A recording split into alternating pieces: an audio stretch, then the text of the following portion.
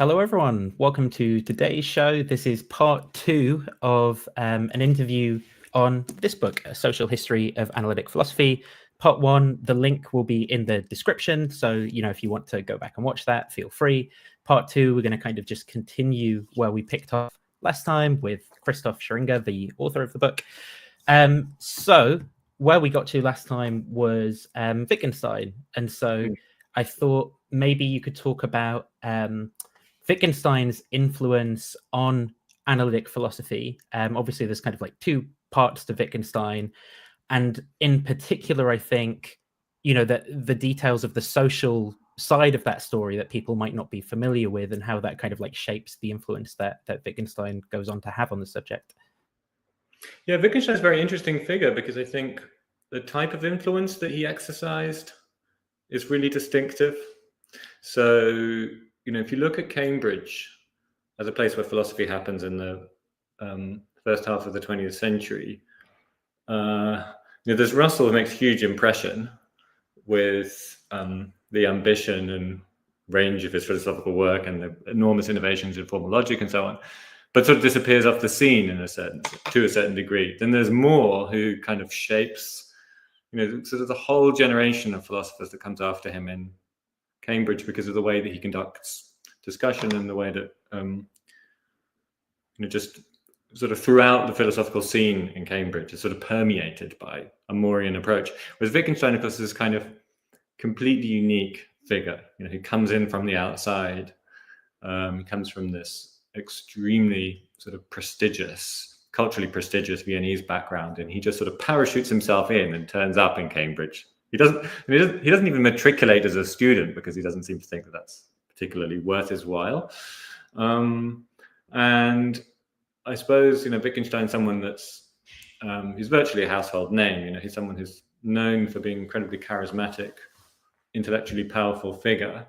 And what happens generally with Wittgenstein is people, really fall under his spell.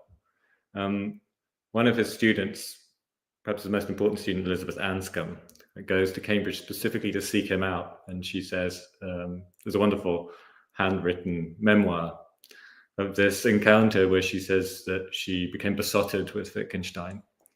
I think she describes herself as having a besotted reverence for him. And in general, people who came into contact with Wittgenstein either had that reaction or they felt deeply repulsed. And then there were a few people on the kind of middle ground who tried to sort of maintain a sense of the integrity of their own egos in the face of Wittgenstein. It was very difficult to do. So one of his students, Alice Ambrose, had this kind of terrible collision with him and falling out where she published a paper containing, Wittgensteinian ideas, but ideas that she'd really developed herself. And Wittgenstein sort of couldn't tolerate the idea of anybody developing ideas that had sort of come from him, but then taking ownership of them themselves, even when they were, in fact, their own ideas. And there's a similar episode actually back in Vienna, where there's this incredibly talented philosopher, Friedrich Waismann, who's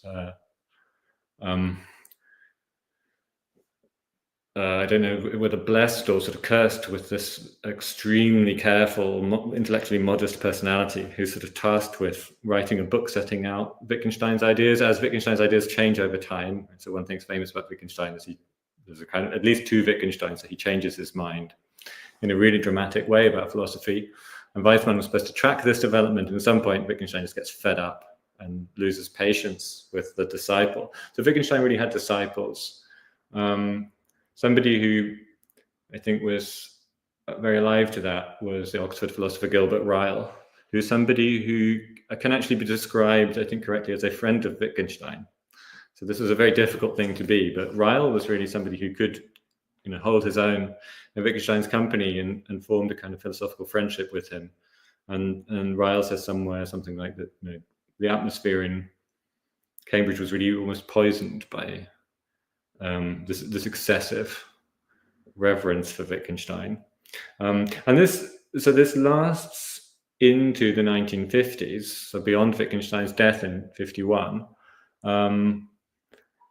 One place where Wittgensteinianism has a kind of stronghold in the early 50s is Cornell. which is actually one of the first American university departments to turn analytic, and it turns analytic in a Wittgensteinian vein. But this very intense, carrying on of the Wittgenstein flame it can't last very long. So at a certain point, there's a backlash against it. And there's a sort of, taking of positions where there are the people that are deemed to have sort of succumbed to Wittgenstein's influence, and the way that they carry on in philosophy, to use a very Wittgensteinian expression, is often thought of, and I think generally rightly so, in terms of a kind of caricatured, almost impersonation of mannerisms that Wittgenstein had. So this fizzles out, and in a sense, Wittgenstein has this interesting place in the analytic tradition, because everyone who's in the analytic tradition recognizes him in some sense as a very important figure, but there's also a sense of immense distancing from the distinctive Wittgensteinian legacy, and only certain people are sort of capable of doing something fruitful with it. So Saul Kripke is an interesting figure because he writes a book about Wittgenstein, widely panned by Wittgensteinians because it wasn't accurate enough about Wittgenstein. But he sort of works creatively with Wittgenstein's work. But in general, it's considered almost sort of toxic zone, that you had better not go near. Yeah.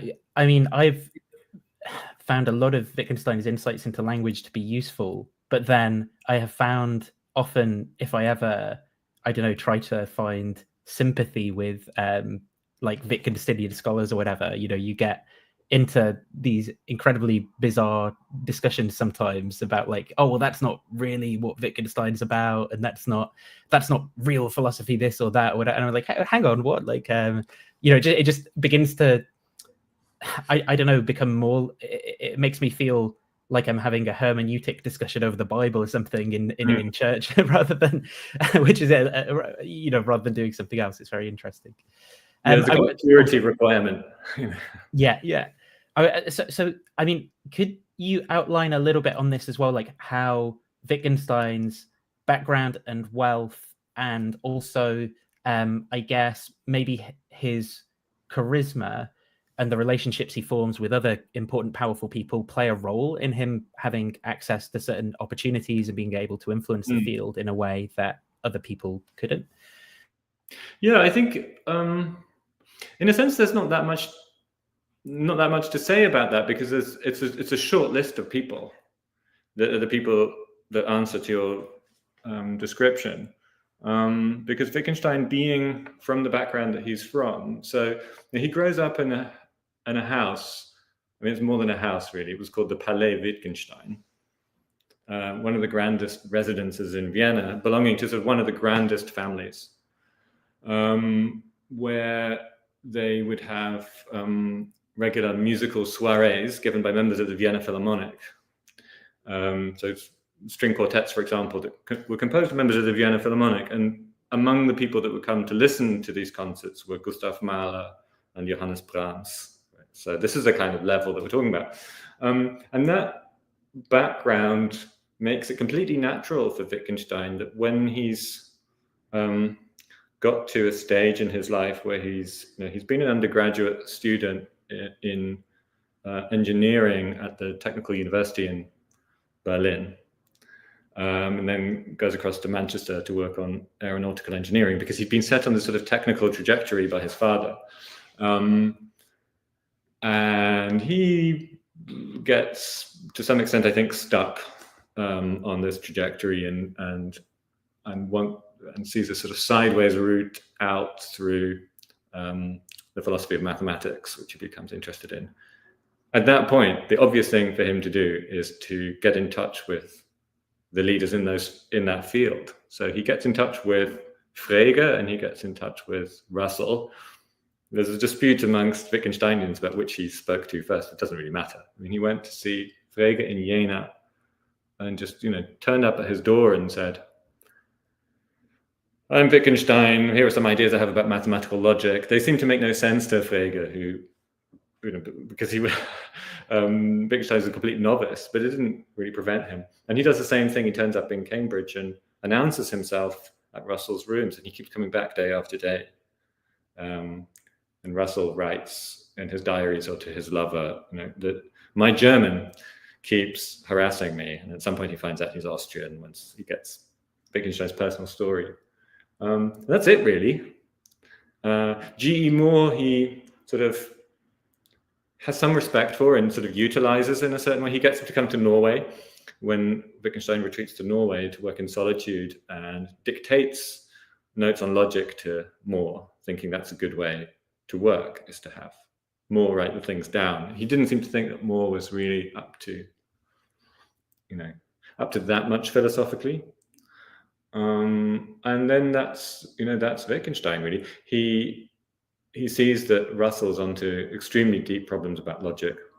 He takes these up and then he runs with them, and with the effect that Russell feels completely asphyxiated. It's like all the oxygen has been taken out of his work, and there's a sort of inner collapse. It's very, very well described in Ray Monk's biography of Russell, which I sort of follow quite closely on this line, and also the biography of Wittgenstein. Yeah, I've read the Vickenstein biography, but I need to read the Russell one as well. So I'm missing all those details. I believe that when Wittgenstein was meant to be coming back to Cambridge after Ramsay had gone and found him or whatever, and we don't need to talk about all the stuff that he kind of gets up to, but some of it not so good as well. He comes back, and I believe that there is a chair at Cambridge that's open. And because John Maynard Keynes is so sort of interested in Wittgenstein's ideas, he sort of, ousts anyone else to that chair. And I believe, is it like Susan Stebbing gets kind of like put to the side as well for Wittgenstein to get that seat? Is that sort of accurate in your understanding? Yeah, we know quite a bit about the applications for this chair. So this was G.E. Moore's chair. He retires at a certain point. By that time, Wittgenstein's already sort of back in Cambridge. I was going to say come with his tail between his legs, because Wittgenstein never had his tail between his legs, but he'd gone back on his earlier statement that he'd solved all the problems of philosophy, and he comes back to Cambridge. And then after a while, Moore retires from his chair. And I think this is the point already where Wittgenstein's position as an Austrian is making things quite difficult for him in terms of visa issues and so on. So it's important for him to have permanent, proper employment. And we know, so details that are interesting about Stebbing's application is that we know that various people wrote to her to discourage her, either discourage her from applying or say things like, well, of course, you'd be very well suited for this job, or perhaps even the best person for this job, but you needn't apply because you're a woman. And there's this whole mythology that no woman could be appointed to professorship at Cambridge because of various procedural constraints, kind of things that are used as rationalizations, right, for prejudice. Within a year, the first woman is appointed to a chair, I think, in archaeology. So that's not true, or was certainly those considerations could be overcome. So we know that from correspondence, and we know that who else do we know applied? Well, certainly we know that there were several other candidates, and so there are no records of the applications or of the discussions. I looked in Cambridge to try and find these, but what we do know is anecdotal evidence about the discussions that took place, and basically the discussion lasted about 2 minutes because it was just it was inconceivable to give the chair to anyone other than Wittgenstein, and this was agreed to even by people who didn't particularly like his philosophy. And so, we have Wittgenstein comes back, he solves all the problems of philosophy again, either in a completely different way or in the same way, and he expresses yeah. And you can, there's a million different ways of interpreting what actually happens there, what he thinks and all that stuff. But I guess, as you mentioned, we'll talk about, I guess, how some people receive and take up those ideas, people like Kripke. But in the other UK sort of like big university for philosophy in Oxford, these ideas are kind of received by people who produce a brand of philosophy that goes on to become what's called like ordinary language philosophy, right? And how does that happen, and what are the merits and then maybe the main drawbacks and mistakes of this tradition? How it happens is a very interesting question. And I've talked to scholars who are really experts on ordinary language philosophy, who are sort of puzzled by the question of how was it so quickly took hold in Oxford and also so quickly fizzled out again. So when J.L. Austin, who's the main figure in Oxford, dies in 1960, it's almost like ordinary language philosophy just dies with him. Not quite, but almost. But the thing that is clear is that Wittgenstein's influence takes root in Oxford for whatever further reasons Oxford provides the environment for those roots to take hold. And Austin is really the key figure. Something that's become apparent actually in recent years, and by recent years I mean the last 5 years or so, through scholarly work on Austin, is that there's a narrative that Austin himself always promoted, and that he got his acolytes, so people like G.J. Warnock and J.O. Urmson, to repeat and make sure it was always that this was the dominant narrative, namely that there wasn't really any connection between Wittgenstein's linguistic philosophy and Austin's philosophy in terms of speech acts and so on. And the sort of claim, at least insinuated claim, that Austin wasn't really very familiar with Wittgenstein's work when he was promoting this stuff himself. And Austin used to very contemptuously refer to Wittgenstein as Witters. These sort of expressions like, oh, what does Witters come up with now? Which disguises that, as we now know, Austin actually studied the Blue and Brown books, the famous manuscripts that were circulated in Samizdat. So they had this special kind of, almost a cult status, because they were hard to get your hands on, and only the people that were really, the movers and shakers in philosophy had their hands on these things. Austin was studying that stuff, which is not to say that there was no difference, or that Austin plagiarized Wittgenstein, or that there's any kind of academic misconduct or anything of that kind. But Austin, I think, was deeply susceptible to what Wittgenstein was up to. Austin had this very strange relationship with people that he thought were his superiors, and you can see that when you look at his army career, where he was tremendously successful. So he and successful at a very specific and very important thing, which was to manage teams of strategists.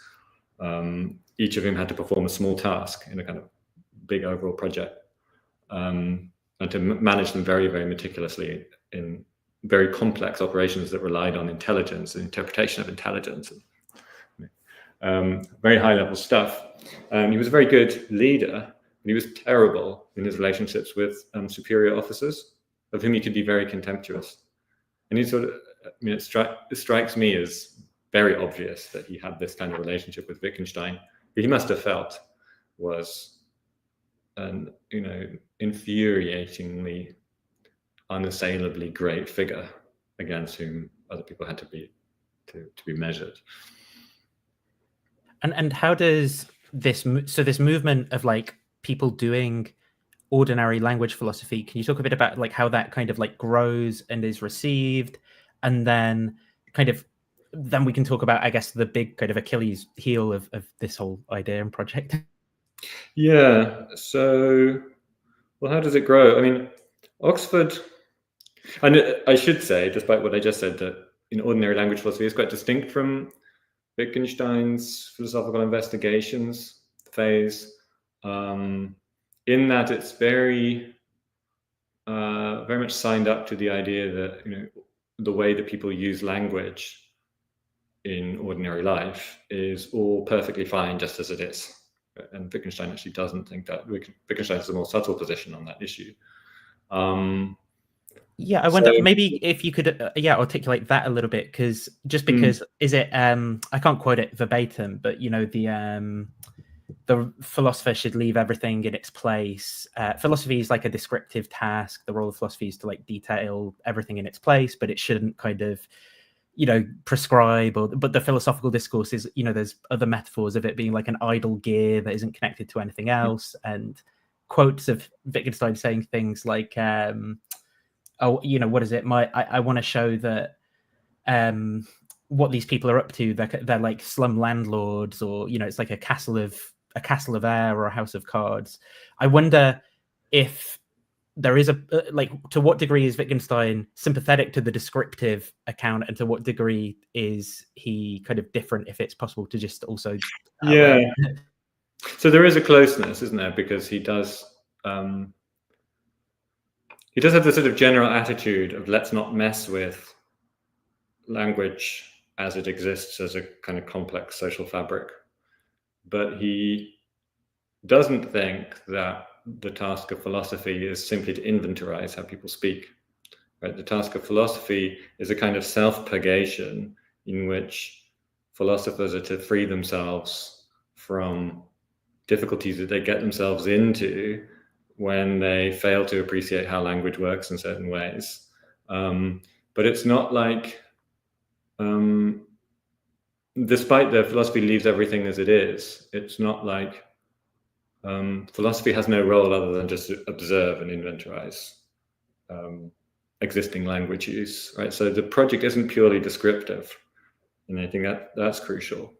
But something which encourages, I think, to go back to your previous question, the way in which ordinary language philosophy gets developed in Oxford as this sort of inventorization project, or even lexicographical project, really, is that Oxford philosophers had this very particular background in general, which was that they had taken this degree called literae humaniores, or greats, in which they did a combination of ancient Greek philosophy and ancient history, basically. So these were people who were extremely highly trained in classical language and the intricacies of the reconstruction of classical texts. And so all these issues about how a word that seems to be out of place might be reconstructed and so on. So philology, basically. And so there was a certain kind of mindset that they came to philosophy, or really anything, with, which was this tremendous precision about expression and language, and then this very ordered approach. I think that is part of why it takes the form that it does, and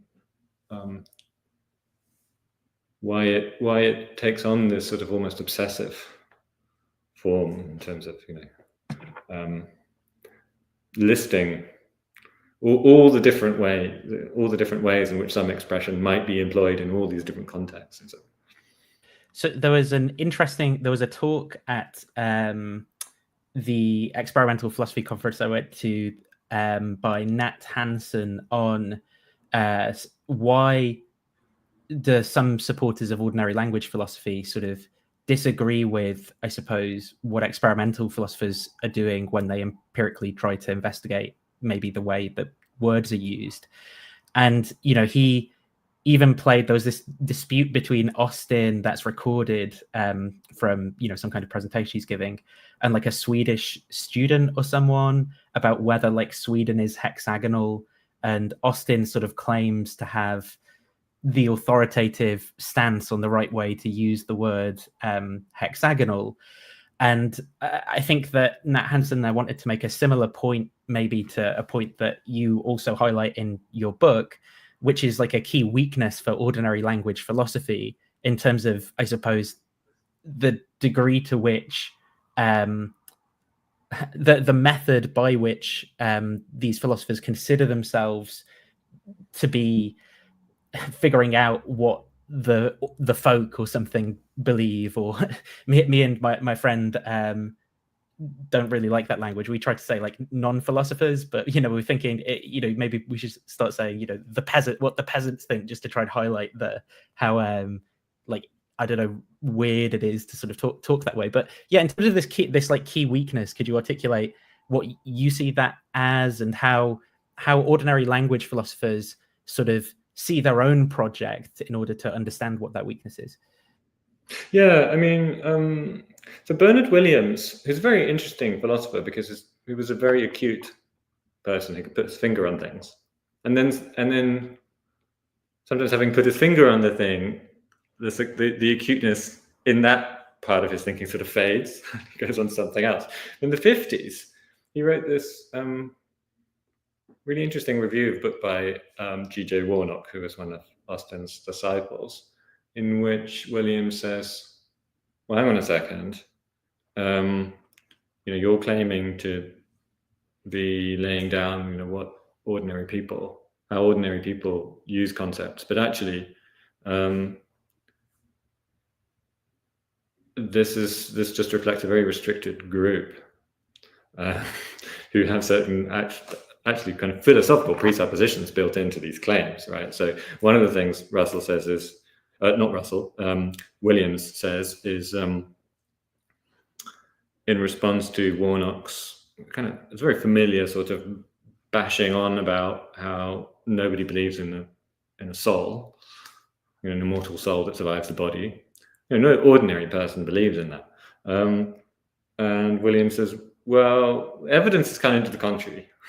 So sort of wherever you look, on the globe or in history, people say these things, like that they think that they have souls. And okay, there's a question about where they get these beliefs from, but it just isn't true to say that people, on the whole, have a worldview which corresponds to a kind of physicalist metaphysics plus, and then an epistemology which is supposed to be kind of naive realism. So the world's full of what Austin liked to call middle-sized dry goods, the sorts of things that we, throughout ordinary sense perception, come into contact with all the time, like tables and chairs and so on. That just isn't the case. So yeah, I mean, experimental philosophy has brought this issue back into focus, because what experimental philosophers do is they actually ask people what their beliefs are and to get them to express them themselves. And you get something very different from what philosophers tend to assume people think, or how philosophers think people speak. They don't speak like that at all. They often use very sophisticated metaphysical concepts, for example. Yeah. And I mean, I'll have a separate question about experimental philosophy we can talk about to get into maybe some of the issues with that, even if it is an improvement over what some of the ordinary language philosophers were doing. But then, so would you say maybe the key pitfall with ordinary language philosophy, where a social lens can kind of help us to understand what went wrong, is this kind of blindness to one's own training, to the position that you occupy in society, to how your views might be shaped by having a particular kind of privilege or discourse that's very myopic as compared to how other people would use words or would think of their reality, but whilst kind of claiming to, because of that privilege, be the authority to deliver those, speak authoritatively on what the words really mean, or something like that. Yeah, I think you put it very well. I mean, it's obvious, I guess, that the people that we're talking about in the 50s in Oxford were all from the same. I mean, it's not just that they'd done the same Oxford degree, mostly, but that they also came from the same backgrounds. They were from upper middle class, not upper class families, and they'd all gone to a certain number of prestigious boarding schools in England, had very similar educations that were generally very focused on the classics. And that focus on the classics also produces a sort of curious, I'm not sure if it's a sort of inverse snobbery, but there's this sort of strange slightly fantastical idea of, ordinary, kind of the ordinary speech of the person who doesn't have all of this deep understanding of the language that they speak through their appreciation of the classics. And there's this sort of strange valorization of a kind of, of ignorance of the classical roots of the English language. You get something similar, I think, in the Bloomsbury group, which is closely associated with Cambridge, where there's a valorization of, the ordinary, the kind of,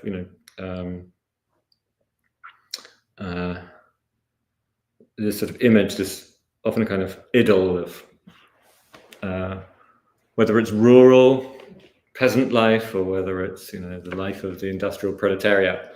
It's such a remote world to these people. They never really come into contact with it, except insofar as they're being served by people. That it has a sort of exoticism to it that means that they can project all sorts of things into it.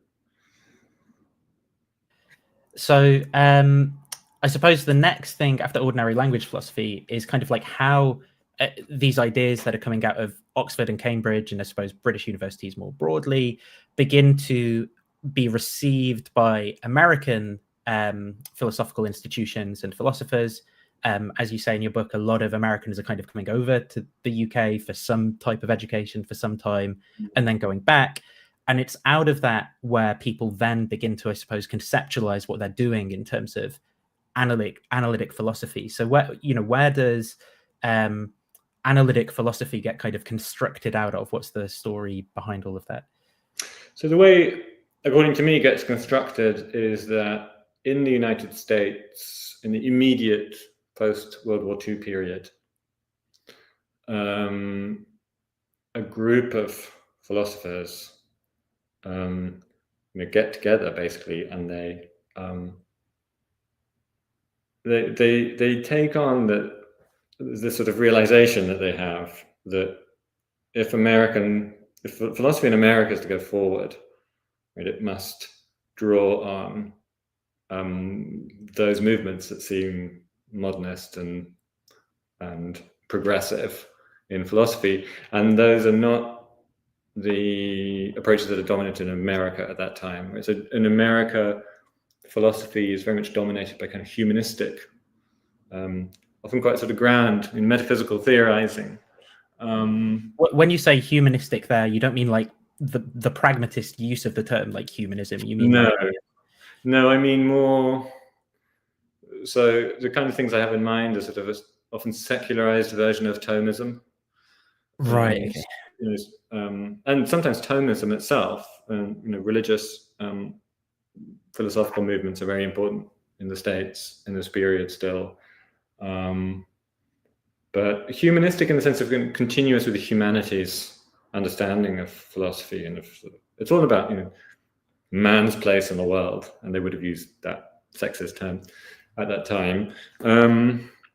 And so all the sort of stuff that's new and it has sort of technicality and is going somewhere is either parts of the pragmatist tradition in the States, kind of homegrown tradition, but actually mostly it's Cambridge, so G.E. Moore and his descendants. It's logical positivism from Vienna. It's Polish logic.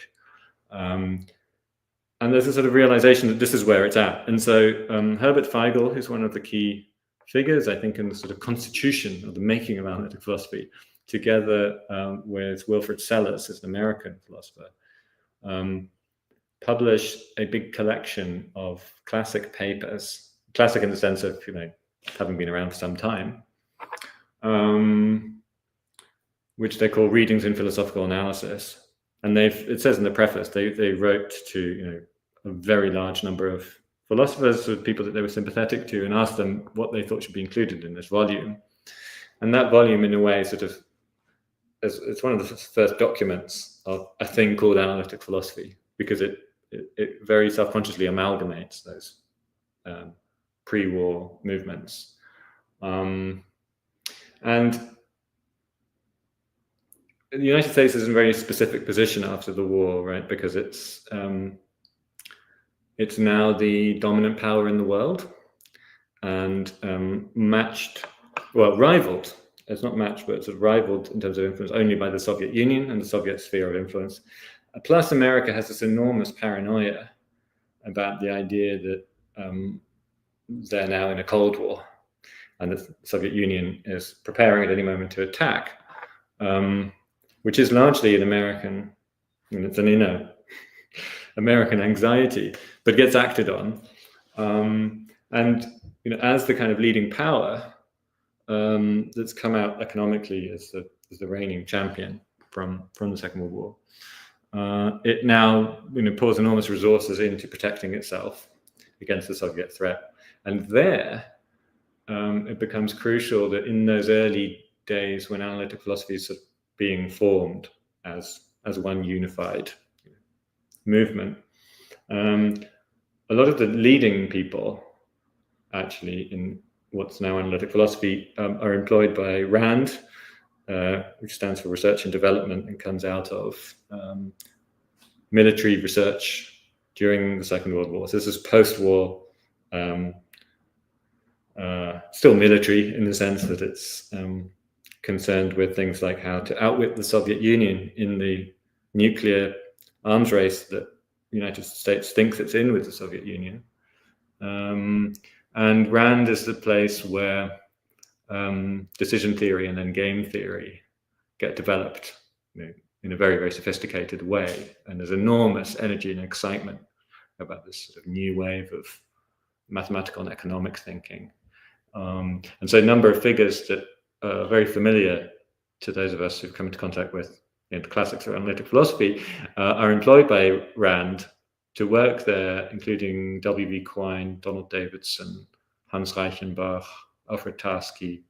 There's a long list of people whose work is to some extent shaped by those imperatives. Right? That it's game theory that's now the exciting thing means that game theory is very widely discussed, and it's something that people incorporate into their philosophical work. Perhaps the most striking instance of this in terms of longevity of not just interesting game theory, but of game theory sort of permeating somebody's work is John Rawls, because Rawls is part of this very much in the 50s. He doesn't work at RAND, but he's one of the people that's philosophically most invested in using game theory and using it in this very particular way, where it takes on the role of something like the foundations of social contract theory. So he's reconstructing social contract theory, people like Rousseau, and before him Locke and Hobbes. And Rawls is already doing that in the 50s. So there's a great book by Katrina Forrester which traces this whole development. And it's only in 1971 that Rawls actually publishes A Theory of Justice, which is his big work, which then from that point on completely shapes political philosophy in the analytic tradition. But it's come out of this 1950s game theoretic orientation that's really at the heart of analytic philosophy when it's being born. So I've got a couple of just follow-up questions on this piece. The first one is then, do you think that this then kind of combines with what's going on in philosophy previously, with like Russell's kind of interest in logic and these ideas that we can formalize natural language and do a better job that way and get clearer on the problems? I don't know. Do you think people who are then interested in philosophy also see this new formalism and then like, well, here's a new thing we can apply? Or does it just all fall under a general kind of obsession with formalism over more loose ways of thinking about things? And like what's the relationship between these kind of like influences in building technology or being involved in these kind of like rational decision making problems and formalism in analytic philosophy as a like a focus? Yeah, that's a really interesting question. I suppose I'd say that the analytic philosophy that emerges post 45 and the people that are practicing that, they're very much primed for, an enthusiasm for taking on new kinds of techniques and technical devices and formalisms and so on, by their being steeped. All of them are steeped in some way in Russell's logic, in what used to be called the New Logic. So I think that certainly has to be the case. But quite why? It's an interesting question, isn't it?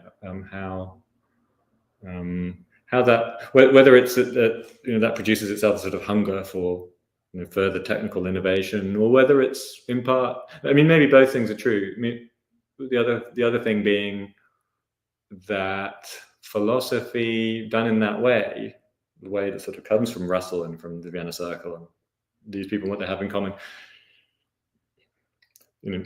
subjects philosophy to some kind of constriction, where it's a bit like, well, we've made it a technical subject now, so anything that doesn't fit our kind of technical mindset, or technical set of priorities, is something that we can't really deal with very well, and is to be therefore sidelined and treated as if it weren't really of any importance. I guess arguably has to be a bit of that, because of the almost contemptuous dismissal that you get of first order ethics from people who buy into kind of technical forms of philosophy in that period. And first order ethics takes a very long time to recover, and it's really striking, because in every philosophical tradition that there's ever been, the question of how should we live has clearly been central. So that could have been pushed out successfully enough for quite a while is quite remarkable. So that's maybe reflective of constriction by emphasis, or maybe even obsession with technicality. There's a book I've read the first chapter of and keep meaning to continue, by Mark Wilson, called The Imitation of Rigger. That I don't know how historically, it's quite historically focused, but I think he has a lot of criticisms of how in the analytic tradition people have been kind of like allured by these formalistic devices, and they kind of like think they're doing something more. They get kind of impressed by the fact that they see mathematical symbols into thinking, oh yeah, we're really doing something now because it looks sciencey or whatever. And maybe that also ties into that a little bit. I'll have to find out by reading that. The second question in this bit is what is the relationship between the work that those analytic philosophers are doing, and in particular, what they're doing in terms of the US's interests with defense and stuff at the time, to a lot of the ideas in economics that go on to influence the way that people, policymakers literally shape the world, right, over the next sort of half century or so. And in particular, I'm thinking of the way that people conceptualize the nature of man, rational decision making, the way that like markets work, and how that can all be reasoned about, which then in the 2000s becomes highly spurious and gets questioned in a whole number of ways. But is there a relationship between those theoretical ideas and what the analytic philosophers are sort of thinking of at the time? Yeah, very strong relationship, I think. So one thing that happens at Rand is the place where Kenneth Arrow develops, who had been, I think he'd studied with Tarski. So he was someone trained in mathematical logic. So Arrow does this work at Rand, out of which comes the so-called impossibility theorem.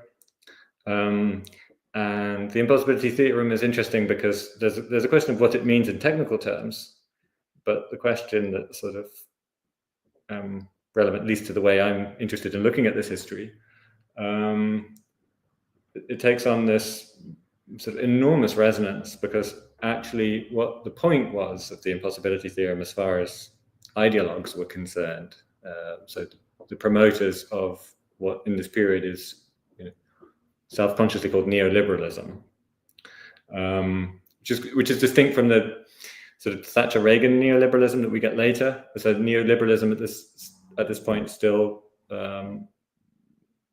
involves quite high levels of state intervention. But it's crucial to neoliberalism already at this point, under this version of the name, that it's a reaction against a view that had been very, very prominent and prevalent in the 1930s, which was that we needed something like socialism, in the sense that society should be organized on something like collectivist lines. And if you go back, it's very surprising, because the effect of basically McCarthyite forces has been so enormous that there's a sort of covering over of what people used to think in the 30s. But Joseph Schumpeter, for example, was one of the people that thought, well, socialism's the only way. He wasn't enthusiastic about it, but he thought, well, it's the best we've got, because people have to cooperate with each other and they have to live together in certain ways for the distribution of goods to kind of, go right. But neoliberalism, which was underwritten by the impossibility theorem, had this view that only individuals know best. And the impossibility theorem was crucial to this, because what Arrow tried to show was that when people get together and they try to make decisions collectively,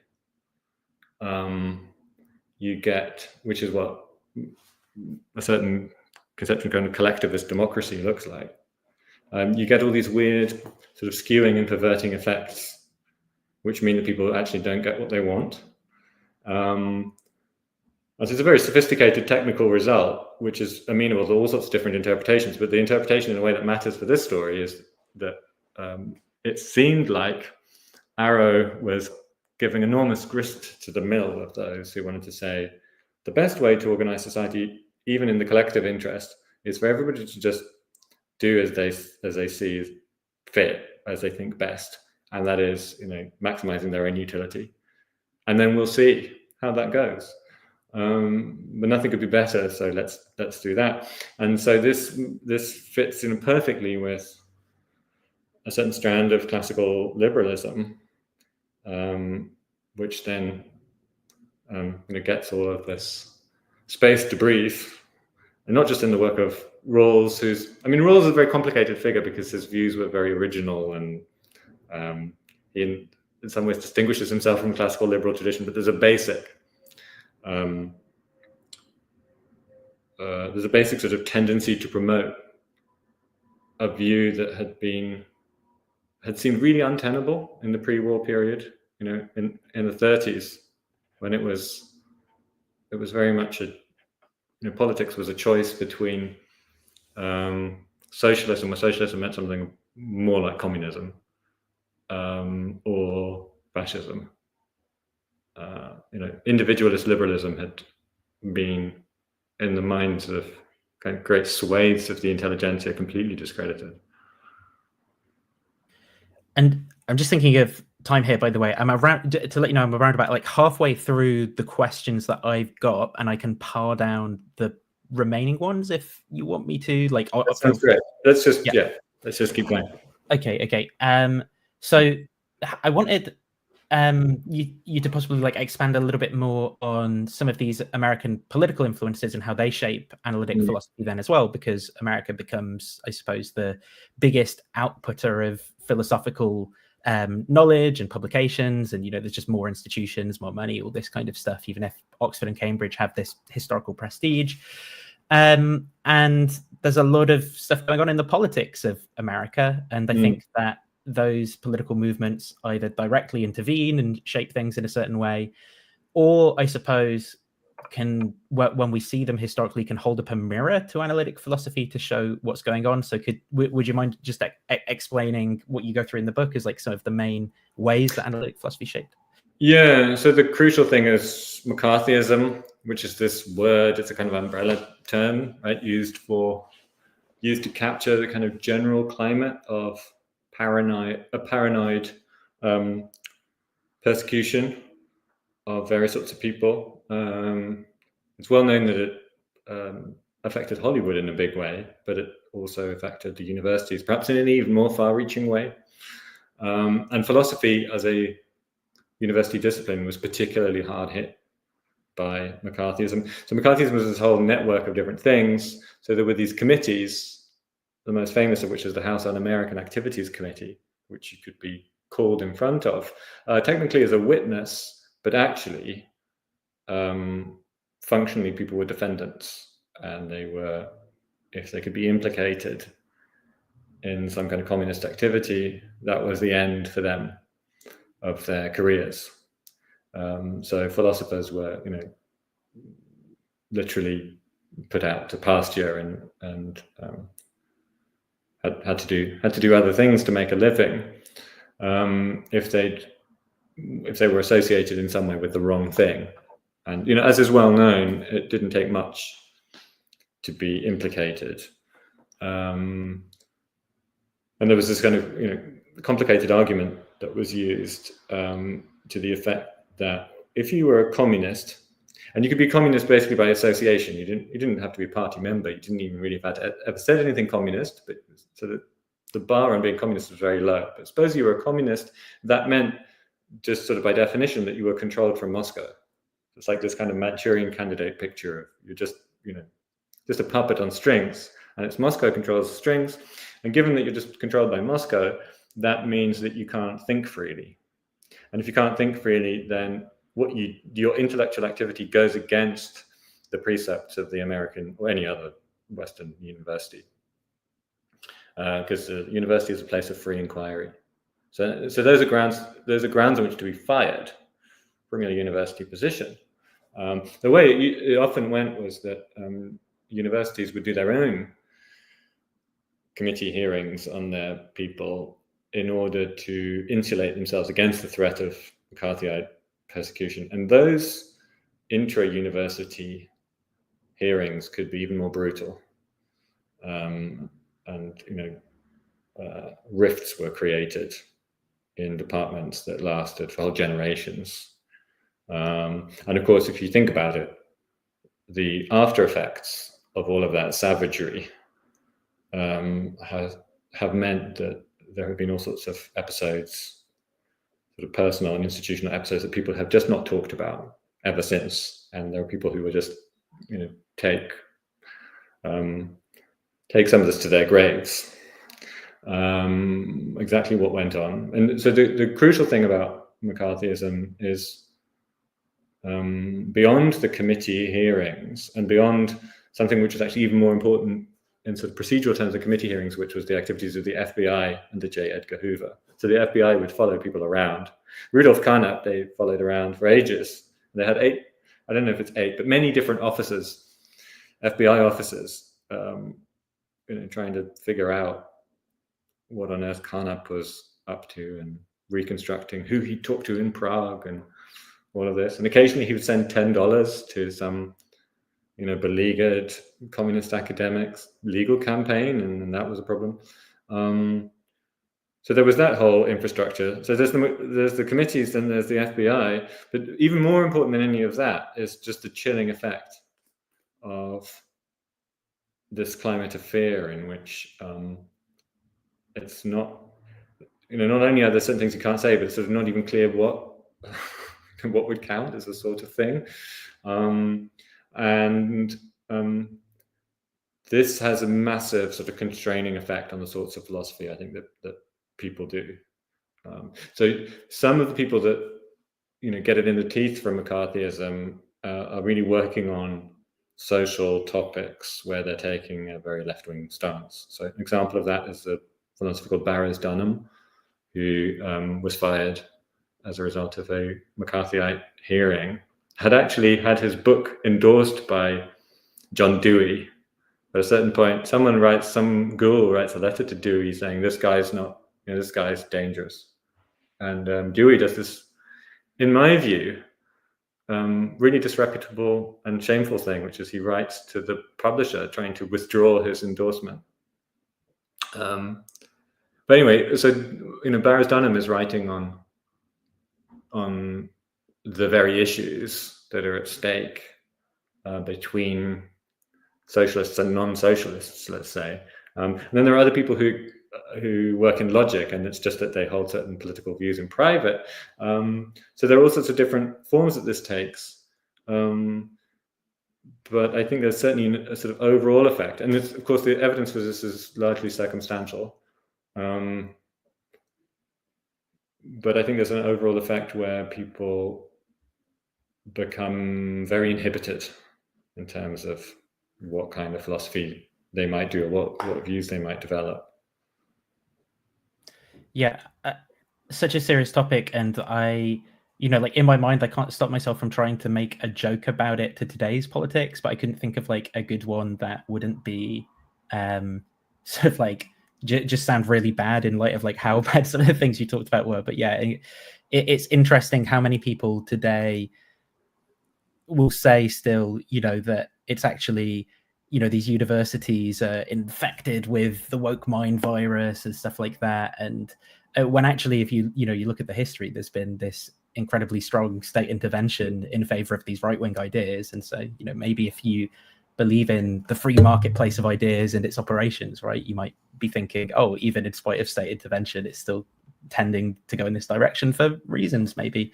It's very strange. Sorry, just to say, I know we're trying to press ahead, but just to say, it's an incredibly strange thing that we live in a time now with some of those issues that you get into if you write about the 1950s are incredibly live.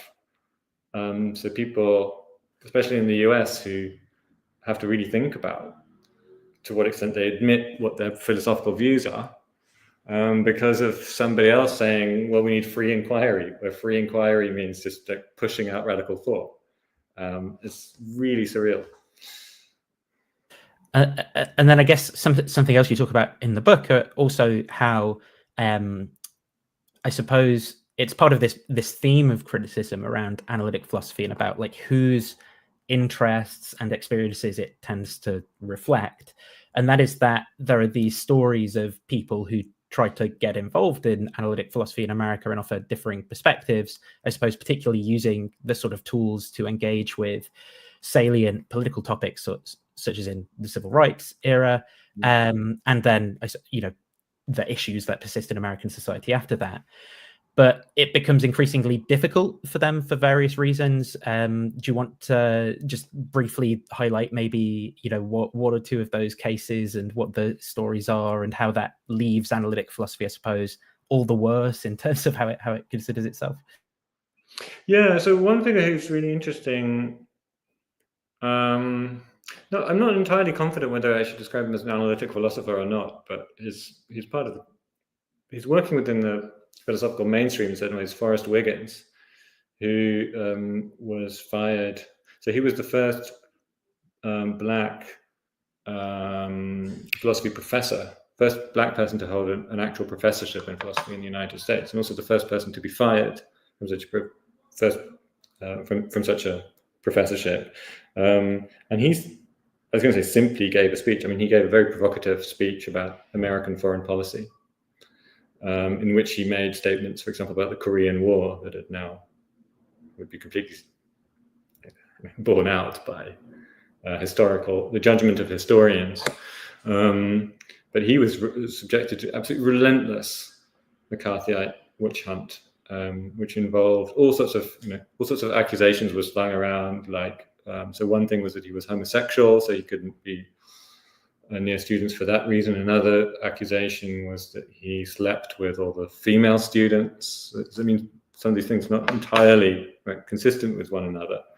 So that's I think an interesting sort of early case study in what happens when somebody tries to turn. So I think it's fair to say in his case, sort of analytical tools on a political situation where it's just like, no, that's something you can't talk about.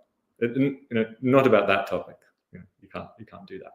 And then another case from much later, where the role of analytic philosophy itself, I think, is more evidently in play, is the firing of Angela Davis at the University of California, which is in some ways a quite farcical affair. And just to say before you go into this, that for there's a rap song from the 90s called Crooklyn, where one of the lyrics is to do with Angela Davies. And I'd never known this story or anything about it. So if people listen to, I don't know, people are into 90s hip hop, this is the story of what that lyric is about, I guess. Amazing. Yeah, she's such an icon, Angela Davis, that it's to talk about her is to talk about like a whole sort of world of activism and all kinds of things. But there's an extraordinary story in a way, which is that in 1968, a philosopher who's well known to analytic philosophers, Donald Davidson, thought it would be a good idea, having heard about this brilliant young scholar called Angela Davis, whose work seemed to be largely on work of Karl Marx. Davidson was into the idea of recruiting her to teach at Princeton, where he was. I think he was chair of the department at the time. And so this is a place that's really, really turned analytic by this point, decisively, and it's one of the leading centers. And so she's interviewed for the position, and she doesn't quite get it because there aren't quite enough people in the department that are up for this, even though it's 1968. And she ends up then, Davidson writes to various other departments saying, there's this person, Angela Davis, maybe you should interview her. So she goes to Swarthmore, I think, and she's interviewed there. And then she ends up at UCLA, appointed to a kind of, I don't know, temporary assistant professorship. But she's appointed to a position in this department, which is itself a highly analytic department, headed by a guy called Donald Kalish, who was a logician, himself very left-wing. And then from then on, there's a sort of farcical set of developments where Davis is actually fired from her position twice.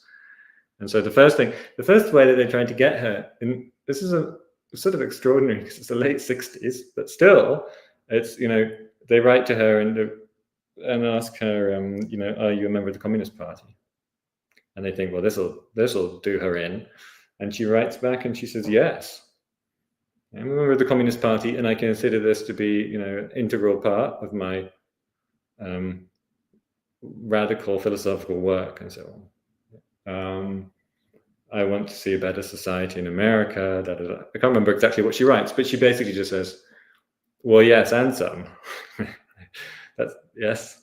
Thanks for giving me a platform to say this. And so it turns out actually that just trying to do that doesn't do it, and so they have to get her on other grounds, and then it starts to get very complicated and very bureaucratic and baroque. The attempt, ultimately successful, to dethrone her, and there it becomes again about her views about free speech, which are very sort of quite clearly influenced by Marcuse, who's one of her great teachers. So she calls the ideals of free inquiry in the university a sham, basically, and she asks a sort of rhetorical question: how free are you really to inquire or to intervene in any kind of debate, unless you are, on the side of the oppressed and against certain state structures and so on. To be free isn't a question of just sort of, politely considering whether or not it's okay for the police to beat up people. No, that's not. That's a kind of skewed conception of freedom. That's a liberal conception of freedom, just, in her eyes. So there's this kind of extraordinary collision that happens at that point between the kind of accepted ideals of analytic philosophy, which are very much on the side of free inquiry as just people speaking to each other politely, and letting the people who wield privilege that can be violently imposed on other people in order to silence and molest them and do horrible things to them. Let those speak just as much and just politely listen to them. In a kind of context where Davis had been able to get where she'd got to in this sort of rather improbable position of teaching in the philosophy department at UCLA, because of the receptiveness of just a very small number of people within analytic philosophy to, bringing a radical in. So I don't actually know that much about Kalisch, except that he sort of very cleverly navigated accusations against him of having been a communist, because he really had been. He distinguished very carefully between those Marxist ideas which he thought could be upheld and those which were, those which smacked of Stalinism and so on. But yeah, so those are two sort of episodes I would pick out. I'm just wondering then, is it part of your view in highlighting these sorts of stories that you want people who are sort of in the analytic tradition to put more of a focus on these kind of like social forces and actual history rather than maybe kind of like idealized abstract arguments and things, because there's some important explanation there as to why certain sorts of ideas might appear to be, weaker than others, and it's really more a reflection of like power and norms and things rather and social forces, as opposed to the content of some of these ideas. Is that broadly why these sorts of things are important to the history of analytic philosophy for you? Yeah, I mean, when you say, do I think that people in the analytic tradition should pay attention to such things? The answer is yes, but on the basis that we understand people in the analytic tradition interpreted as something like people that are now in the analytic tradition. Because I think, I think this probably becomes evident towards the end of the book that I don't hold the view that analytic philosophy can contain or embrace radical thought of the kind that Angela Davis was engaged in, while remaining analytic philosophy. So yes, analytic philosophers absolutely should start to think more about the sort of the positionality of what people can say in society and so on, and the political nature of all of that. And I think that should lead into a different kind of philosophy, or a different sort of a development of philosophy that would mean that people were no longer, as I understand it, they would be no longer analytic. There's another sort of, I suppose, construct of philosophy, the way that philosophers talk, and I guess it's also partly related to literally the spatial arrangement of countries and language barriers and things, which is that analytic philosophers begin to sort of define themselves against continental philosophers and what they're doing. Could you briefly, I suppose, describe what that distinction is supposed to be and how that shapes and changes the thoughts of analytic philosophers towards the scope of their inquiries? Yeah, so analytic philosophy is a self-applied term, right, which starts to get used, it gets widely used from the late 40s onwards. Continental philosophy is not a self-applied term. So if you look up philosophie continentale on French Wikipedia, it says continental philosophy is a term used by analytic philosophers to group together various philosophical movements and traditions. So hermeneutics, phenomenology, existentialism, deconstruction, sometimes even critical theory, which is a kind of a curious one to include because critical theory is tended to be sometimes very critical of traditional conceptions of philosophy. But so continental philosophy is this term that covers this wide variety of different movements and traditions that have never really seen themselves as part of one thing, in the same way as analytic philosophy has, until this changed probably significantly first in the 1980s, when you started to get people self-describing as continental philosophers. Because, after all, if somebody keeps telling you that that's what you are, after a while, it becomes sort of more expedient just to talk in that way. And with the kinds of philosophy that weren't analytic, but that were still in the European set of traditions, being so squeezed out of university departments, at least university departments in elite institutions, right? It started to make sense for people to sort of band together and have some solidarity as being the continentals. So that's the tradition, that's the split that we've inherited. Of course, sometimes analytic philosophers say, well, we should just sort of jettison the distinction because it doesn't really make sense. One term is methodological and the other one's geographical. That's perfectly true. There are lots of analytic philosophers in Sweden and so on. But that argument, I think, doesn't really work, because we actually do know pretty much who are analytic philosophers and who are continental philosophers.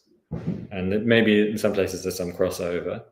Though continental so-called philosophers now are very interested in Wilfrid Sellars. Okay, fine. But on the whole, it's pretty clear. And I think you say in the book that, there is this sort of, I don't want to say like advantage, but it's not a bad thing that analytic philosophers kind of prefer precision and clarity.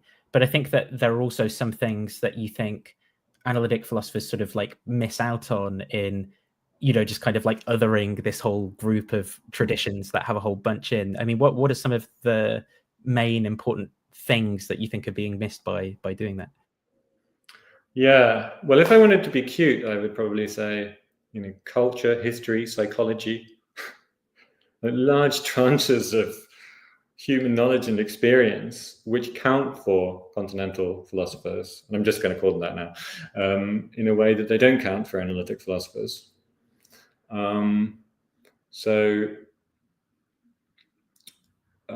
To be a bit more specific and a bit less cute, questions about the other, which is a big theme in continental philosophy, and how one subjectivity, the subjectivity that I am or that I inhabit, relates to another subjectivity, and the psychology of that, and where psychology needn't mean empirical psychology, but an understanding of individual or collective human-mindedness that's informed by the psychoanalytic tradition or set of traditions, which analytic philosophies remained very largely insulated from.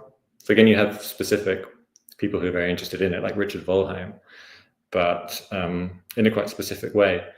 But in the continental tradition, it's much more taken for granted that one needs an understanding of social and cultural history and of anthropology and of sociology, right, in order to make sense of how we as human beings relate to each other. Whereas analytic philosophy, I think, often just falls back on the idea that, well, we're agents in a sort of very thin sense that have minds, and most of what we do is a kind of deductive reasoning. When we act, we have reasons for action. It tends to be, quite sort of schematic and also quite rationalistic, like in the sense that reason is really confined to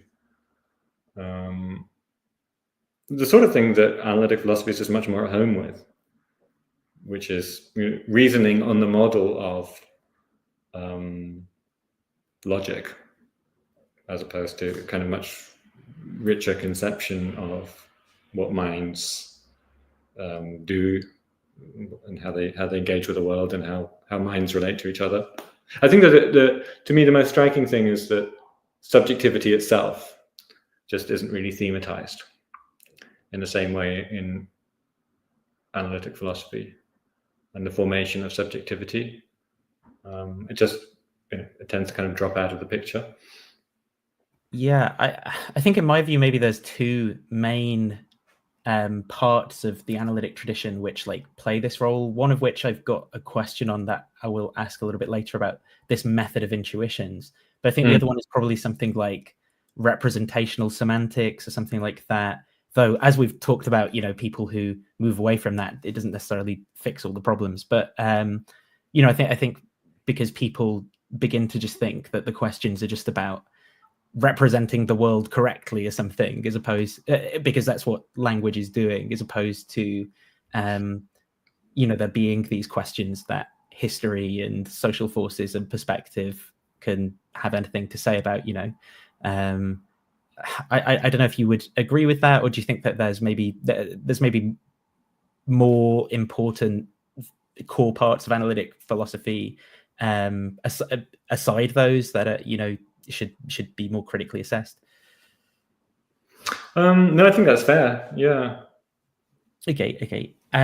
So then the next piece, which is quite a big piece to kind of frame a bit of this, I guess, is that within analytic philosophy, analytic philosophers tend to sort of think about themselves as moving on from all of that scholastic nonsense that was going on in the medieval period and whatever, the hell, maybe Plato and Aristotle had some good ideas, but whatever they were up to as well. And we talked about, Russell's program and a few of the things that kind of follow on from that. But one of the things that maybe helps with the revival of traditionally conceived metaphysics and these projects, these advancements in modal logic. Obviously, you don't have to go into all of the details of the arguments and things like that, but could you, just speak a little bit on what these, what some people would call advancements in, modal logic are, how maybe they may not be as big advancements as I thought. They might actually be a product of, a kind of, again, same problem, myopic kind of slice of social history that's ignorant of the broader history of philosophy, and where that leaves, the metaphysical inquiry. So it's quite tricky to sort of summarize this. Like even getting it down to a chapter was a challenge. But just to, give a flavor of sort of how I do the argument historically. So I go back to the 18th century to try and sort of set this up, and to Leibniz in particular. So Leibniz had this idea that's very recognizable to those of us who've done any formal logic, that what was needed was a completely rigorous system of logic in which you would have formalization in the sense that any kind of repeatable term would be represented by some kind of letter, right? Some repeatable letter that would make it much, much easier to see at a glance whether something was valid or not. And then the idea was to develop this kind of completely rigorous system that would have this completely transparent language.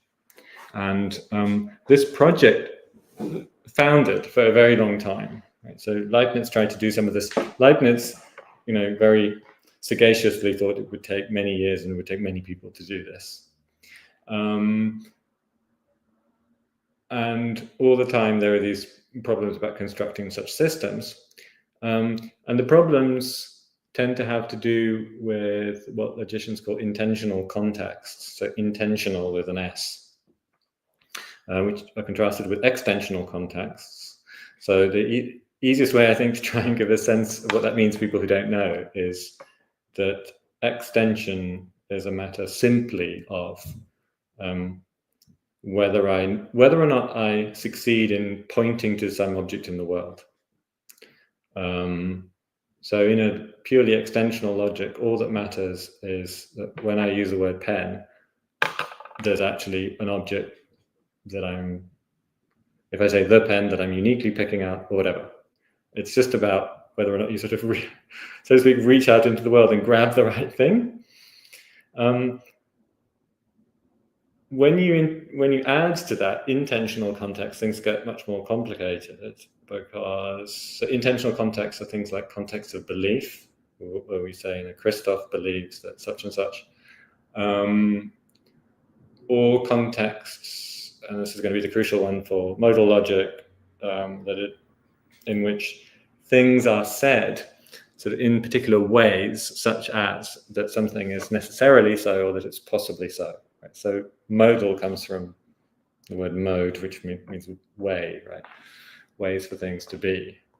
And these intentional contexts create all sorts of difficulties because they are to do with what's meant by the terms plays this crucial role, rather than just whether the term successfully picks out the thing or not. Right?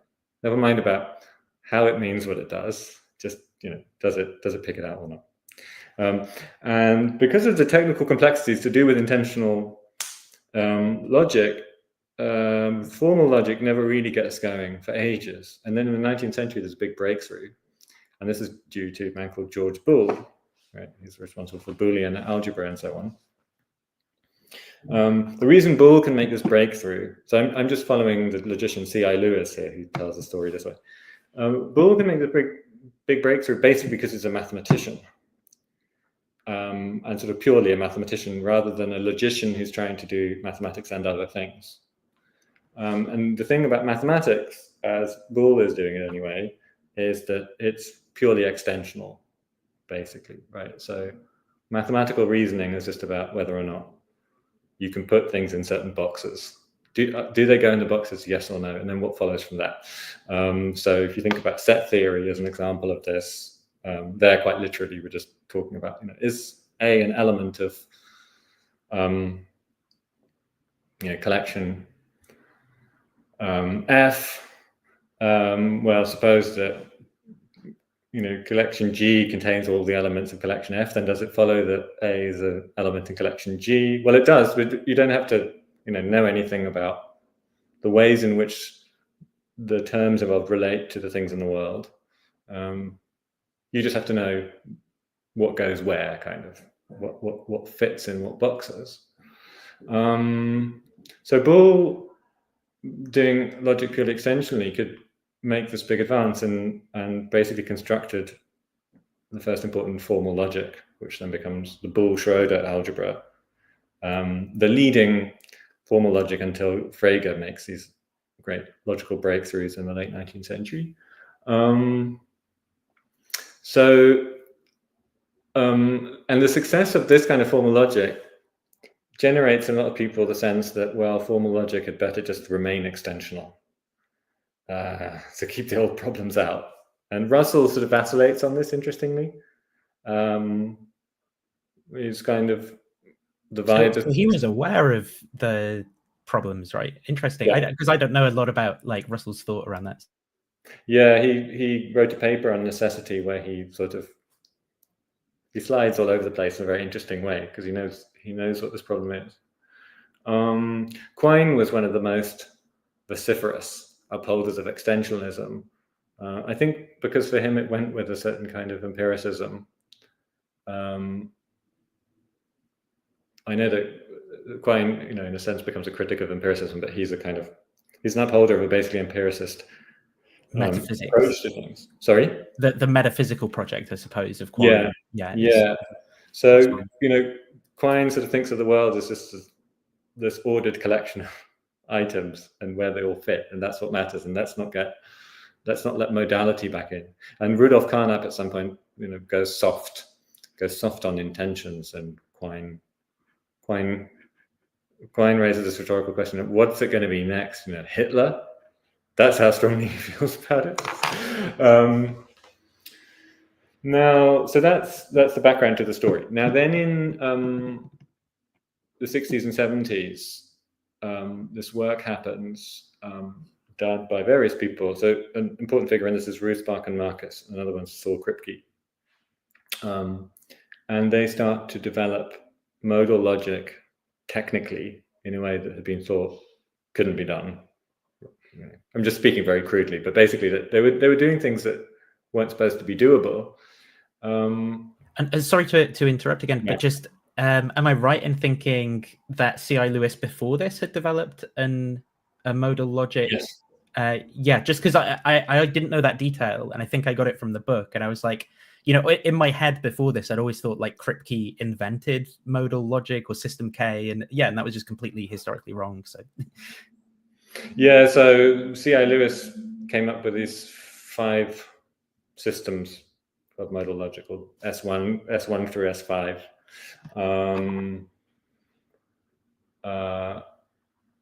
Yeah, that's right. So there's a prehistory. So I'm being especially crude, actually, when I say that. It's okay in the interest of time. I just wanted to clarify that point, so people, I guess, don't accidentally end up giving like Kripke credit for inventing like all the S languages of modal logic or something. Yeah, no, he certainly didn't invent them. I mean, he proved results in them when he was 18, which is only Kripke. Fairly impressive. But yeah, you're quite right. There's that prehistory, and the prehistory is interesting too. I mean, it goes actually right back into the 19th century with a guy called Hugh McCall, who was born in the Scottish Highlands, who was a sort of outsider in many ways, who was insistent on the need for necessity and possibility to figure in logic, including just in inference. Right? It seemed to him that inference has a certain kind of force to it, which is the force of necessity. So he was against the purely extensionalist logic even then, and had discussions with Russell about that in the Pages of Mind. Anyway, that's another. Sorry, I'm taking us off on another sidetrack. But what Kripke does basically is he makes it sort of impossible to ignore the reappearance of the modal in a really serious way, in a way that hadn't really been seen since the Middle Ages. And then there are various sorts of reactions to that. And the one that I really seized on in the book, which I find very interesting, is the reaction of David Lewis. Because Lewis had been a student of Quine and was heavily signed up to the extensionalist mantra, among other things that went with it. And Lewis presents himself very much as a Humean empiricist, who thinks that the world is composed of, as he puts it, one little thing after another. Paraphrases the Humean mosaic, and he uses this word mosaic, which is sort of laid out in front of the subject. And the mosaic consists basically of physical items. Right? So Lewis thinks that the natural sciences tell us basically the constitution of reality. Now that commitment is revisable. Right? Lewis is very subtle about that. But anyway, that's his commitment, whether he's prepared to revise it or not. And what Lewis says, he says this explicitly somewhere. He's very methodologically self-aware in certain ways. He says, why can't we pursue our old policy? Our accepted policy, which is just to be extensionalists, even when it comes to statements about what's necessarily the case and what's possibly the case. So what you do is, instead of treating a statement such as it's necessary that 2 + 2 = 4 as a sort of a particular way for something to be true, namely necessarily, you treat it as just another bog standard sort of factual declaration, let's say, about how things are. They just are that way. And then to add, that's how things are in every possible world, right? Where possible world is actually curiously, in a very deep way, it's a misnomer, because these worlds don't possibly exist.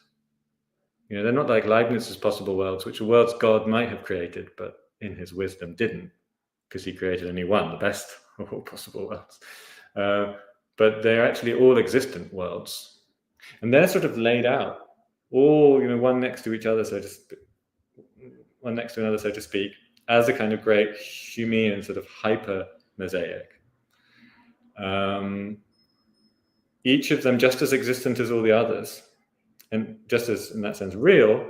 And then there's the obvious question, well, what about this world that we're in? Isn't this the actual world, and aren't the others merely possible? Well, in some sense, yes, but only in the sense that the world that we're in is for us the actual world, and all the others are possible worlds. But of course, in some other possible world, in some other world, that is, if you were there, that one would be the actual world, because that would be the one that you were in, and all the other ones would be non-actual, they would be possible. So they're all sort of on the same footing. And that interested me because it seemed like Lewis was doing something very sophisticated that seemed to me basically ideologically driven, which is, well, you can have your picture of, well, the world is just, well, the world now means the totality of all of this. The world is just all the things that are the case, just all sort of laid out as little kind of Humean facts.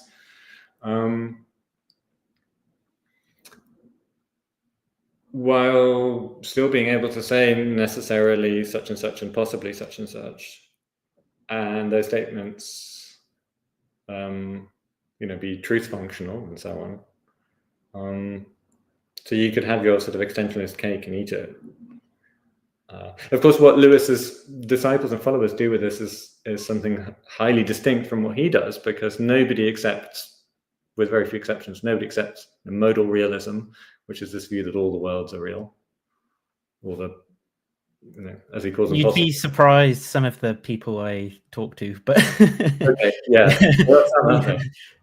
But yeah, I know what you're saying. Like, people generally consider it. Okay. On the whole, people don't accept it, but what they do take from Lewis is a basic whole procedural approach, and philosophy becomes sort of procedural in a new way, because if you read the prefaces to Lewis's collections of papers, so I admit to spending a lot of time reading prefaces of this kind to see what people say about themselves, what they're doing. He talks in terms of, famously talks in terms of cost-benefit analysis. So you can sort of weigh up, Yeah, and biting bullets. This is another phrase that analytic philosophy, like similar to the conceptual confusion, is when someone disagrees with a point to say, well, if you want to bite that bullet, right? And obviously, the person who disagrees doesn't consider it a bullet to bite because they think they disagree in a principled way. But yeah.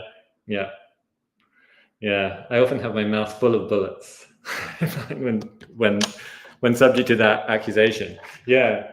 So this sort of engineering approach of, well, let's fiddle with theories to the point that they have more benefits than costs. Of course, it's a very attractive image, but that image, and I'm just going to say this, and I'll bite this bullet. It's highly dubious in the case of philosophy, where philosophy isn't just natural science. Because if you thought that there wasn't really any distinction, then fine. Right? If philosophy was just another set of physical theories, but most people think it isn't, you don't really know what the costs and the benefits are, right? Because you can only think that something has costs or benefits on further philosophical grounds, and so you have to give reasons for those. And if you're happy for the thing to end at intuitions, okay, that's not ideal, but right, you're reintroducing really deep questions that someone like Hume was really grappling with. Like, how do you know? You can keep on testing your theory, but the observations on the basis of which you're finding it to be beneficial, or finding it to have costs, are themselves subject to questions about their own accuracy and their own whether they could be overturned by others and so on. There's an argument I recently people set out on this road, I think, very easily once Lewis had opened it up for them. I very recently actually came across an argument by Hugh Price that sounded like what you're saying there, like very similar. It's something like if metaphysicians take themselves to be making these statements that are sort of like on par with science, if they're saying something informative, then they're saying something that is potentially like challenging to what scientists are saying in terms of the theories that they're offering. Like they're actually offering, terms that exist, that are supposed to be entities that exist, and maybe theories about laws and the relationships between these things. So then in that case, it can't simply be that metaphysicians are just like reading with the sciences. They're engaged in like a rival project in some way. And then, but if they're not doing that, then they're not doing this kind of like simple sort of like knitting together of the sciences and what they're they're doing something more, and that's going to, you know, fall foul of all of these accusations of, you know, spookiness or grandiosity or whatever. Is that sort of similar to what you're saying there? Yeah, these are the sort of issues that you inevitably get into, right? I mean, somebody who's very sophisticated on that question about how to relate philosophy to claims of scientific status is Timothy Williamson, because he says philosophy actually is a science. So he's a non-exceptionalist with respect to the status of philosophy. So if you're prepared to say that, I think then you actually have an answer. And there's a question of whether the answer is a good one. But philosophy is an abductive science, and now it's, you know, it can't be an empirical science, of course, but then the idea is that, well, it's a particular kind of science that nonetheless has scientific status in a similar sense to the way in which empirical sciences have scientific status. But as soon as you shy away from that and allow philosophy to be something more like something other than science, basically, you're going to have to answer this question of how you're in a position to say these things. Kripke is interesting on that, because Kripke rests a lot of his arguments on intuitions, but actually not the intuitions that most people claim to have at all. So he'll say, I have an Aristotelian kind of an intuition about essences. Essence is this horrible thing that Quine was trying to keep out of philosophy. But here are the essences. Or Cartesian intuitions about the capability of the soul to exist on its own. And Kripke actually rests whole arguments on these intuitions. I think it's something that, I don't know if people miss it when they read Naming and Necessity, or whether they just underplay it, but it's really impressive the degree to which he's prepared to do that. I think there again, it could be like a sort of not being aware of some of like the history of philosophy, and then people are kind of inducted into it where they're reading some of that stuff for the first time, because I'm weird and know some weird disputes in like medieval scholastic philosophy. Like when I was reading this stuff, I was like, oh, you know, this is like these disputes about hexaeties and quiddities between these people, and I was like, oh yeah, they're just like bringing these things up.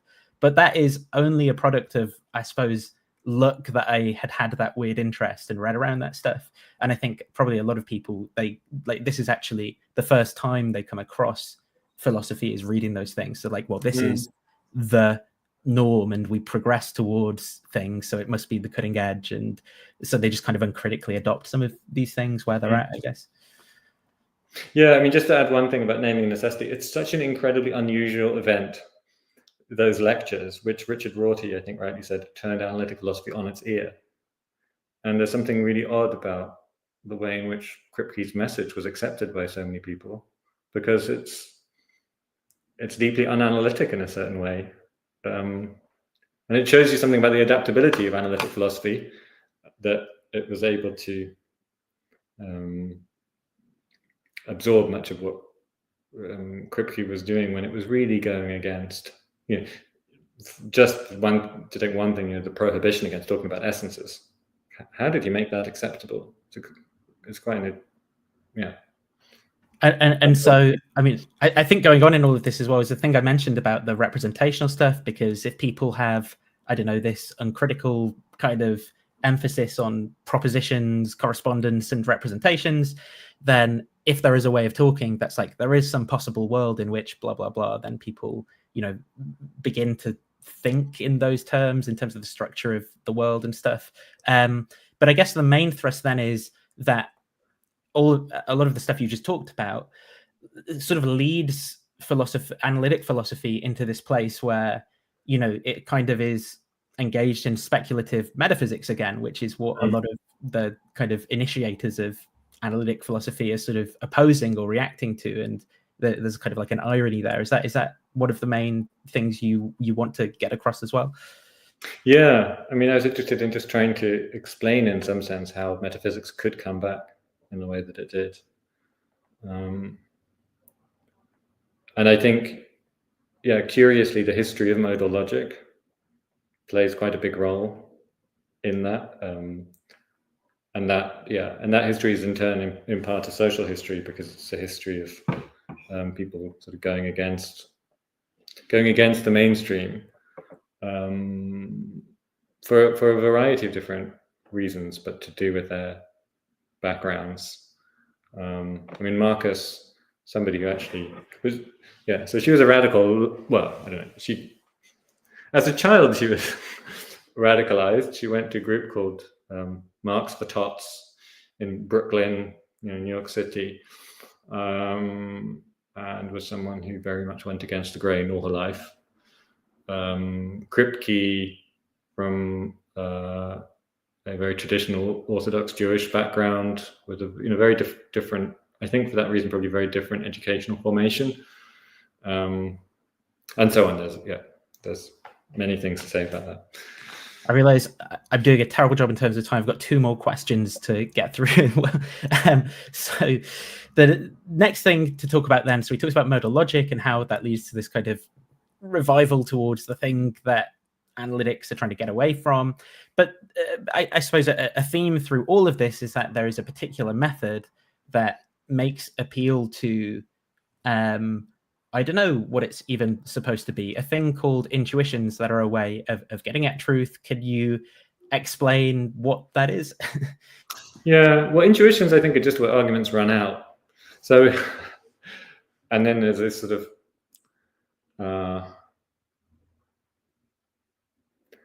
it's a thing that people say, and they say it an awful lot.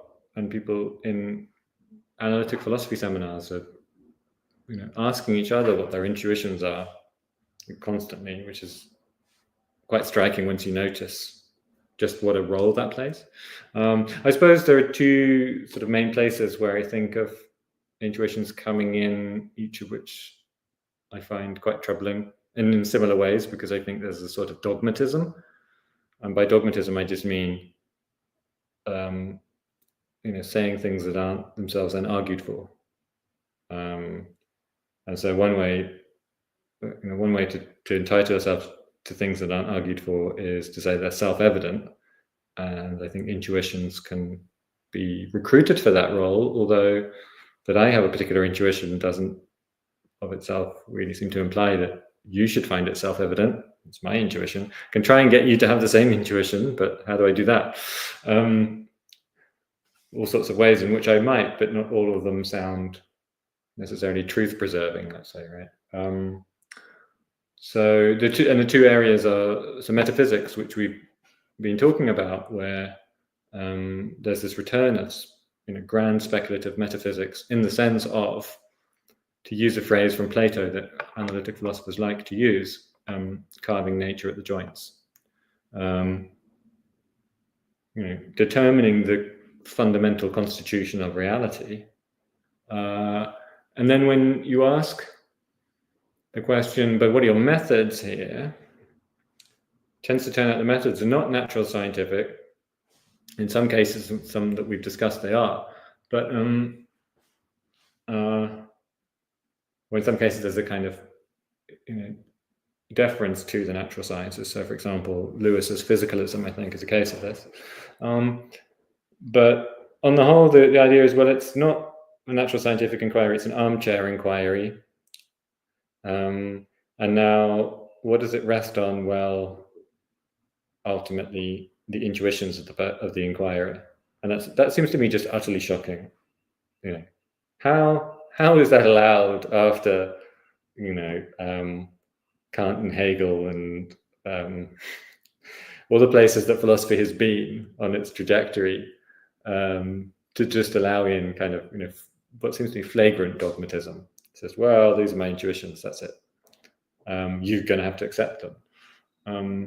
There's, of course, a very sophisticated literature about the nature of this talk about intuitions, and then people often say, well, really what's meant by intuitions is something like common sense beliefs or ordinary beliefs, or maybe just premises in arguments that aren't themselves argued for, and so on, and maybe they have kind of cognitive status.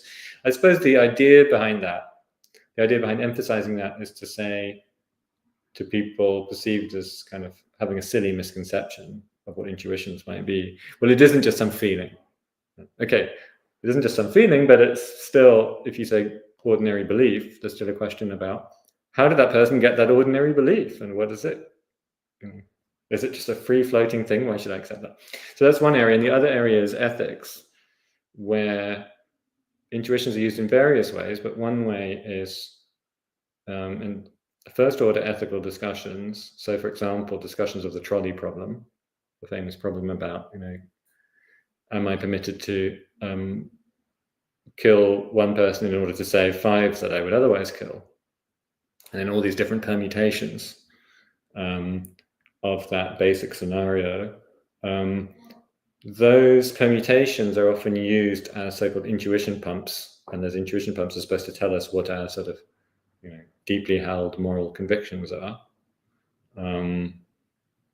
That seems to me an extraordinarily problematic way of doing moral philosophy, because for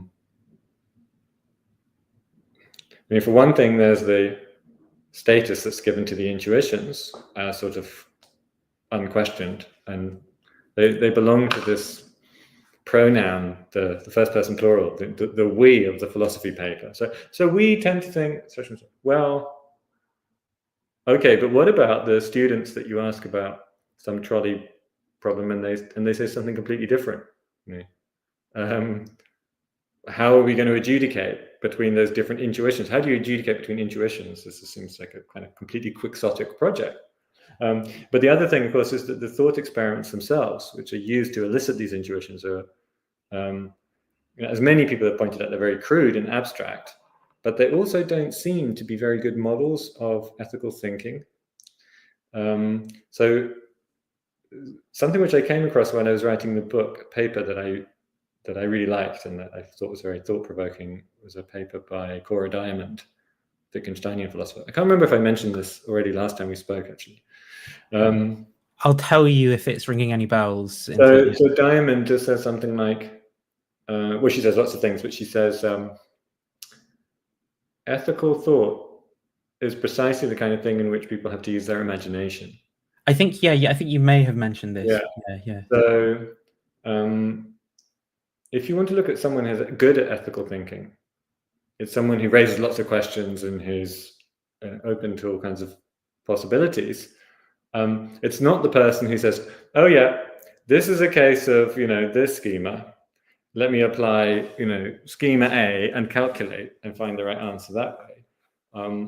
The whole thing about ethical life and why it's so difficult to live well is that we're very rarely faced with, rote scenarios where we know what to do. And was there even an additional point here that you may have raised against like a particular way of thinking about these situations in terms of like a utilitarian calculus, which was, I can't remember exactly, which is why I'm asking the question, which was something to do with actually a kind of like psychological deficit where, if people only think about ethical problems in terms of their propositional content or facts or something like that, then it's considered like a part of language that is misunderstood as something, like they're missing out on like conversational implicature, pragmatic implicature, something like that. Yeah, we should go back to last week, recording of last week, and see what we said then. Okay. But it is to do with that, because Diamond gets to it by thinking about the work of Carol Gilligan, who is this feminist psychologist. And Gilligan was challenging a particular kind of a notion of children's supposed moral development, where at a certain age, you're supposed to the child's supposed to get the thought experiment and is supposed to get that it's basically calculative in nature. And Gilligan says, well, hang on a second. She said, I reran these experiments with test subjects aged, I don't know, 8 and 9 or something, and both boys and girls. And it's really striking that a lot of the boys said this, the supposed correct answer, which is, well, we'll calculate. And the girls, went relative to the boys all over the place, because they would say things like, well, couldn't we talk to the people involved? Or couldn't we consider this different way of looking at the scenario, which are all, not the right answer according to the precepts of the psychologist that she'd been getting this from, a guy called Lawrence Kohlberg. And Gilligan's notion was, well, actually, maybe in this case, in terms of her results, the girls in this were onto something, because they actually appreciated something about how what the demands of ethical thinking are, in the way that a kid who just says, "Oh, it's obvious, you just do the maths," might actually be missing. And then, sorry, I interrupted what you were talking about with respect to the moral reasoning before that. If you wanted to finish that point, or if not, I can. I can't remember what it was now. Okay, no worries.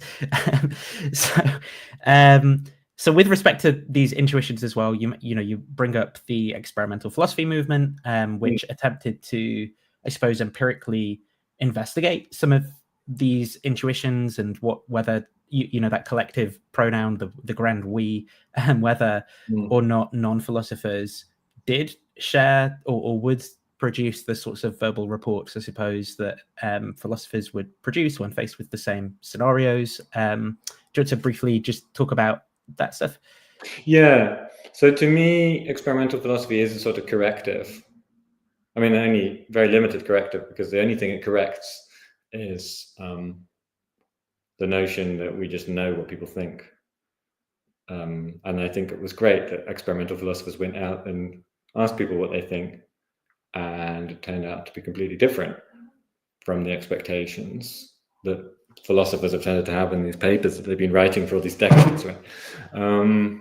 Then, of course, experimental philosophy has its own problems, namely that people would publish papers saying that people from certain demographic groups, for example, tended to have certain kind of views about certain things, often very strangely abstract things, from right sort of insider baseball philosophy stuff, like the famous Gettier cases about whether you might, in some cases, have a justified true belief about something but not know it.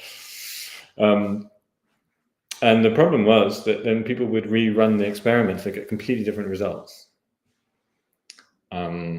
which suggests that I suggest quite strongly that there's something methodologically flawed about the way in which these questionnaires are being done. Yeah, with that. So, I mean, there's not a lot of time to talk about this, but just to say the main takeaway, there are a number of problems, I think, when I just went to this experimental philosophy conference, but the main one that was incredibly common through the talks that people were giving was like, from philosophy, we've got some theory. We've attempted to create a research question out of this philosophical theory. So we've created an experimental setup that's aimed at asking, getting at whether, like people say people are what philosophy has to say, this category or that category. And then they'd be like, but the results are far more confusing. And then, they would kind of interpret what was going on in terms of the responses still in the language of the theory rather than in terms of what they actually measured, right? Which might be like verbal reports. To be like, either by saying, appealing to language like intuitions or cognitive, like, so they must have this intuition that, instead of saying they ticked this box, which is like, what they actually did, it's like, they had this intuition or they had a cognition of this or something, because using the psychological language, I suppose, is more fitting for doing psychological style research.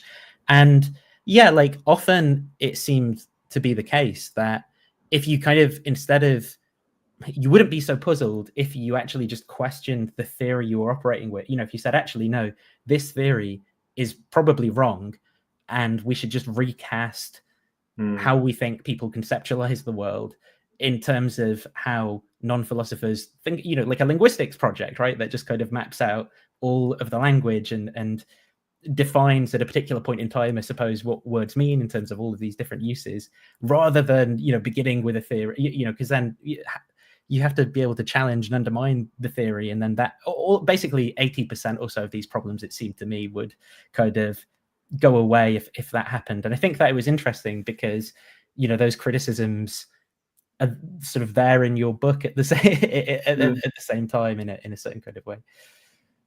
Yeah, and of course, there's so much to say about how questions are put to people. Well, what the form looks like. I mean, what it's like to tick the box, and all of these sorts of things. Where, if you go back a little way in analytic philosophy, people thought a lot about conversation. Ordinary language philosophers talked a bit about that, and there's a whole area of pragmatics which is about that. Perhaps confined in certain ways and could take on more from a kind of wider conception of psychology that goes beyond empirical psychology, which is the kind of the natural place where analytic philosophers would go. But yeah, I mean, I have similar thoughts to yours, I think, which is like, aren't there here lots of questions that are just, obvious logical questions that you would feel the force of, that have to be grappled with somehow? It seemed like there was a general sense overall of like people being like, well, this movement was really interesting like 10, 15 years ago, and there was this sense of hope that was challenging like meta philosophy and was like a real alternative. And I guess everything just felt a little bit listless, and people felt a bit like confused, like what do we do and how do we make sense of this? And it was just very frustrating and disappointing to see like a complete unwillingness to challenge basically like intuitions and mainstream philosophical theories, and to not consult like sociological explanations for why philosophers give the reports that they do, namely because they've been trained to speak a certain way. So that's why they say those things.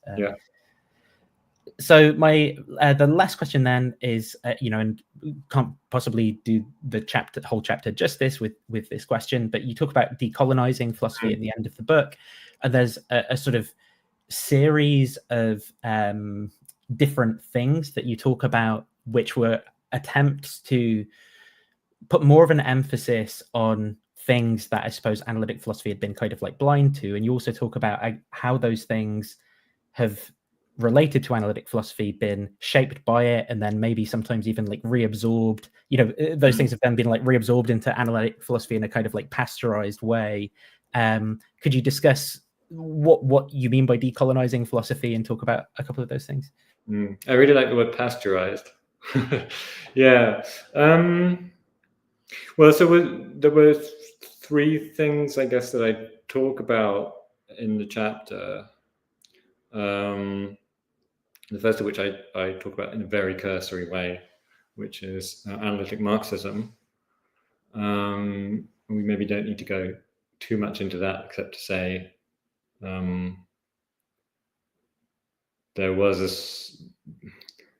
a certain kind of concerted effort, led actually by a single person, G.A. Cohen, but with help from two others, John Romer and Jon Elster, to recast Marxism, which seems like a fundamentally unanalytic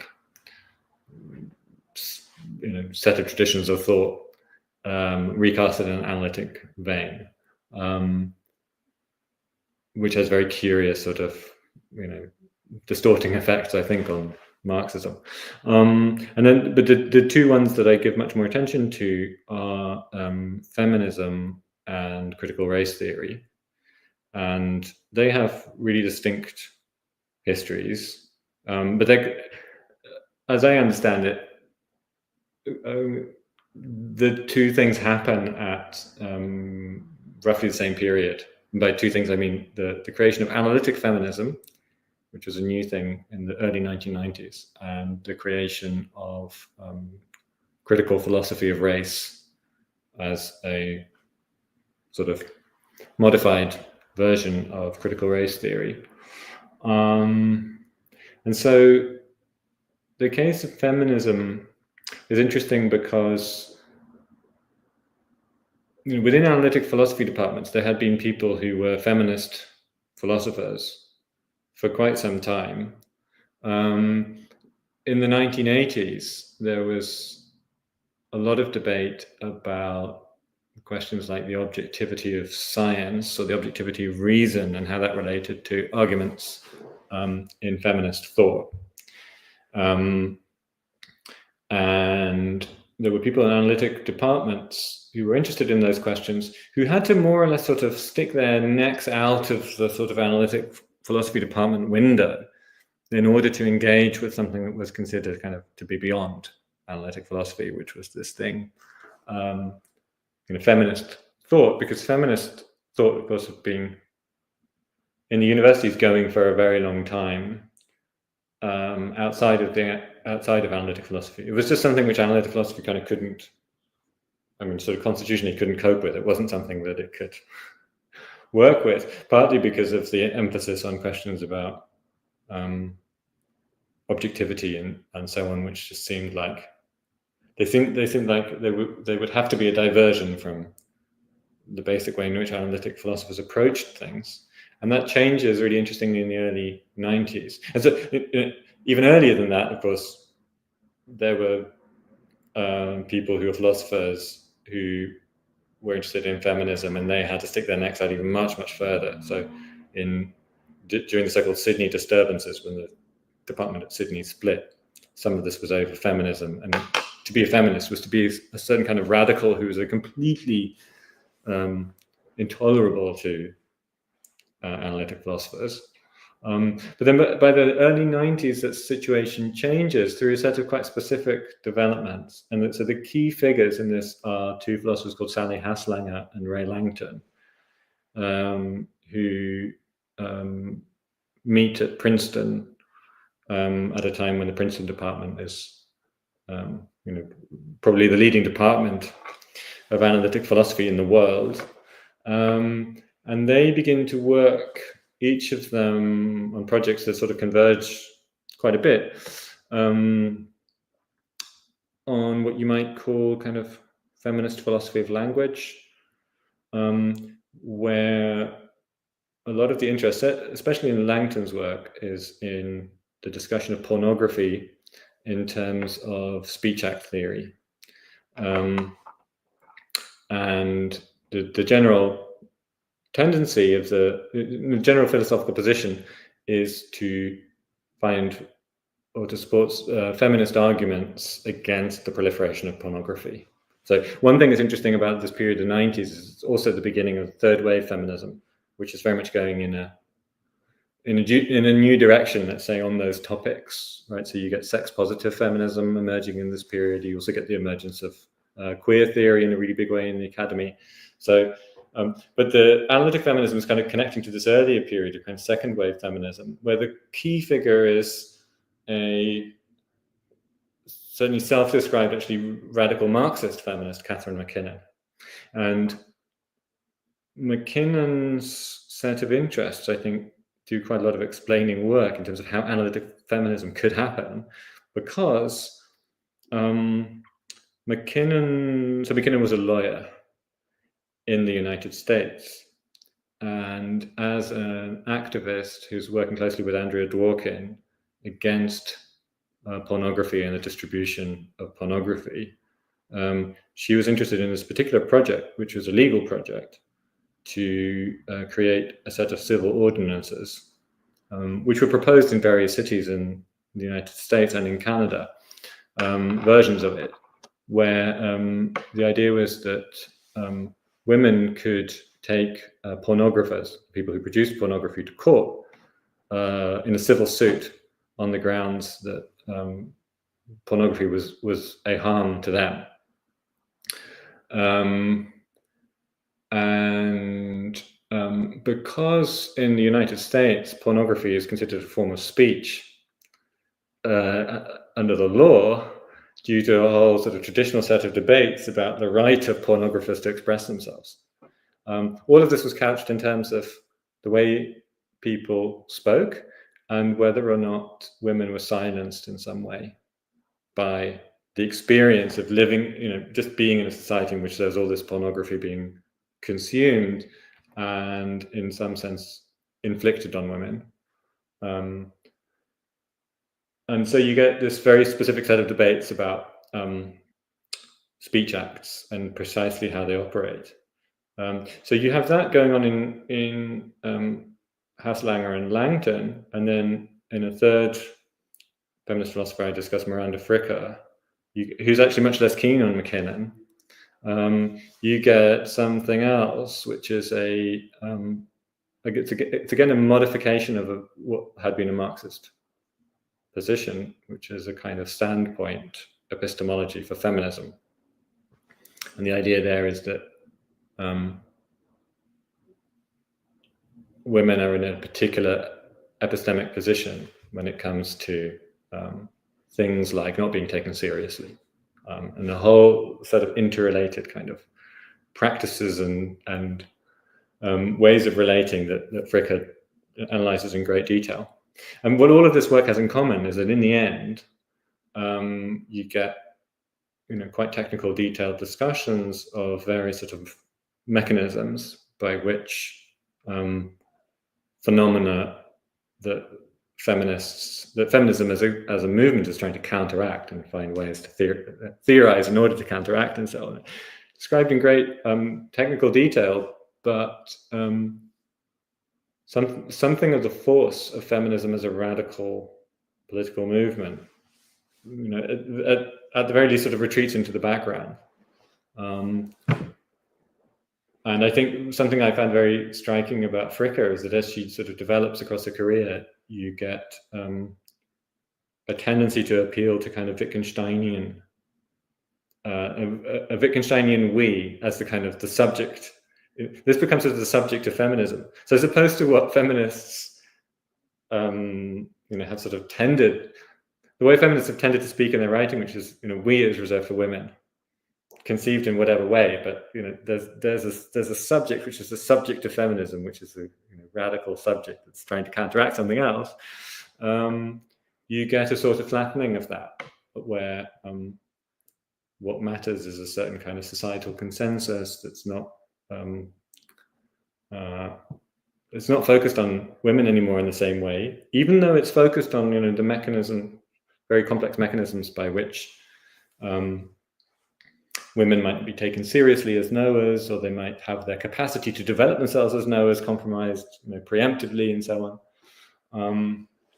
So sorry, I've spoken quite a lot about that. But then the other place that I focused on, which is critical philosophy of race. So this also gets going in the early 90s. And the key figure there is the philosopher Kwame Anthony Appiah, who plays a somewhat different role from Haslanger and Langton, but there's a similarity in the sense that he sort of sets much of the terms of the debate.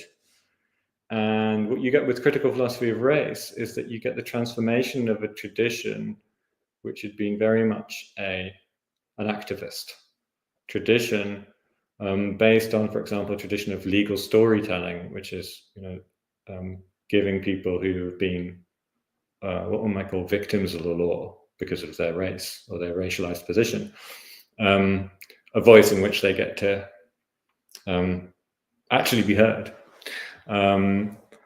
Instead, critical philosophy of race becomes very focused on the question of what race is and the metaphysics of race, which is, it's a thing which probably anybody who thinks seriously about race has to think about, and has to think about a great deal. And it's a very complex, interesting set of questions.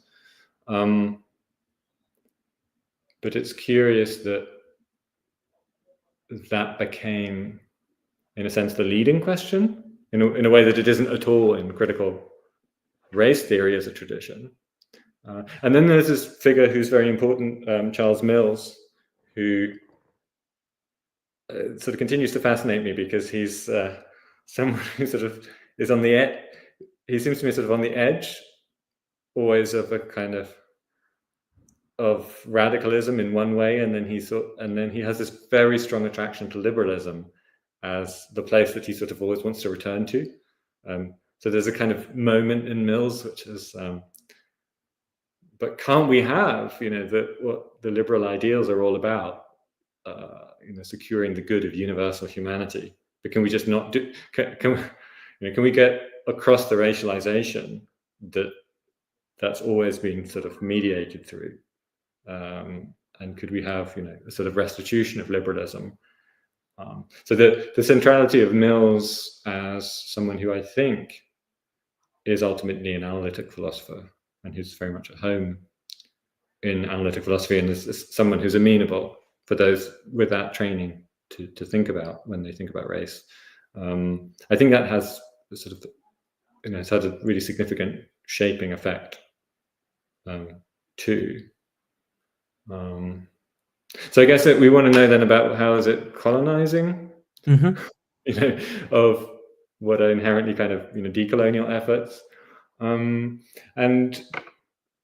there. I mean, what I have in mind is that in different ways. So if you take Fricke, for example, and you take Appiah as two examples in very different domains, they do a thing of sort of making a particular radical approach to philosophy palatable in a setting that's much more like a liberal setting, which, and I know this is a very controversial thing to think, but I think that this has a tendency to kind of to take the critical bite out of the movements that their work comes out of and that they're developing. Because, so Fricke, for example, to take a really concrete example, she's very suspicious, or certainly skeptical, of the idea that women's position in society is anything like that of the proletariat as conceived in classical Marxist theory, because she'll say things like, well, women's position is just much better than that, in the society that we live in. And that seems, and she'll draw on sort of everyday examples like men increasingly doing the washing up around the home and so on. It seems to me that if you take those sorts of data or givens as carrying that much weight, there's a tendency to disallow the more radical thought of, but hang on a second, in what way is masculinity or in what way is patriarchy still shaping what's going on? Those, I don't want to be sort of trite, but those voices sort of get silenced thereby, right? They're not sort of given permission to speak. So that's the place where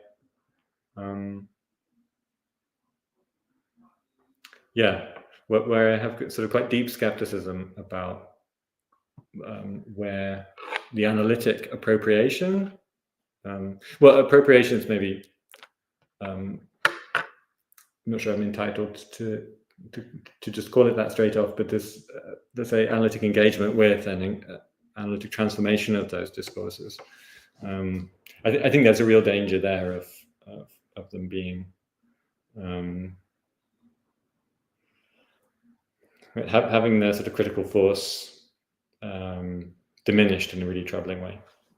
Yeah, I'd be very interested in if there is any stuff kind of like exploring the causes of that, only because I think I see similar themes in the way philosophy is being used in political discourses today. Particularly what comes to my mind is the silly culture war topics. So talks around like the politics of trans people, and there's this first order political disagreement that people have where they're very concerned about the way that trans people are being treated, and other people, well, it's not quite clear what their concerns are, but they don't like what's happening.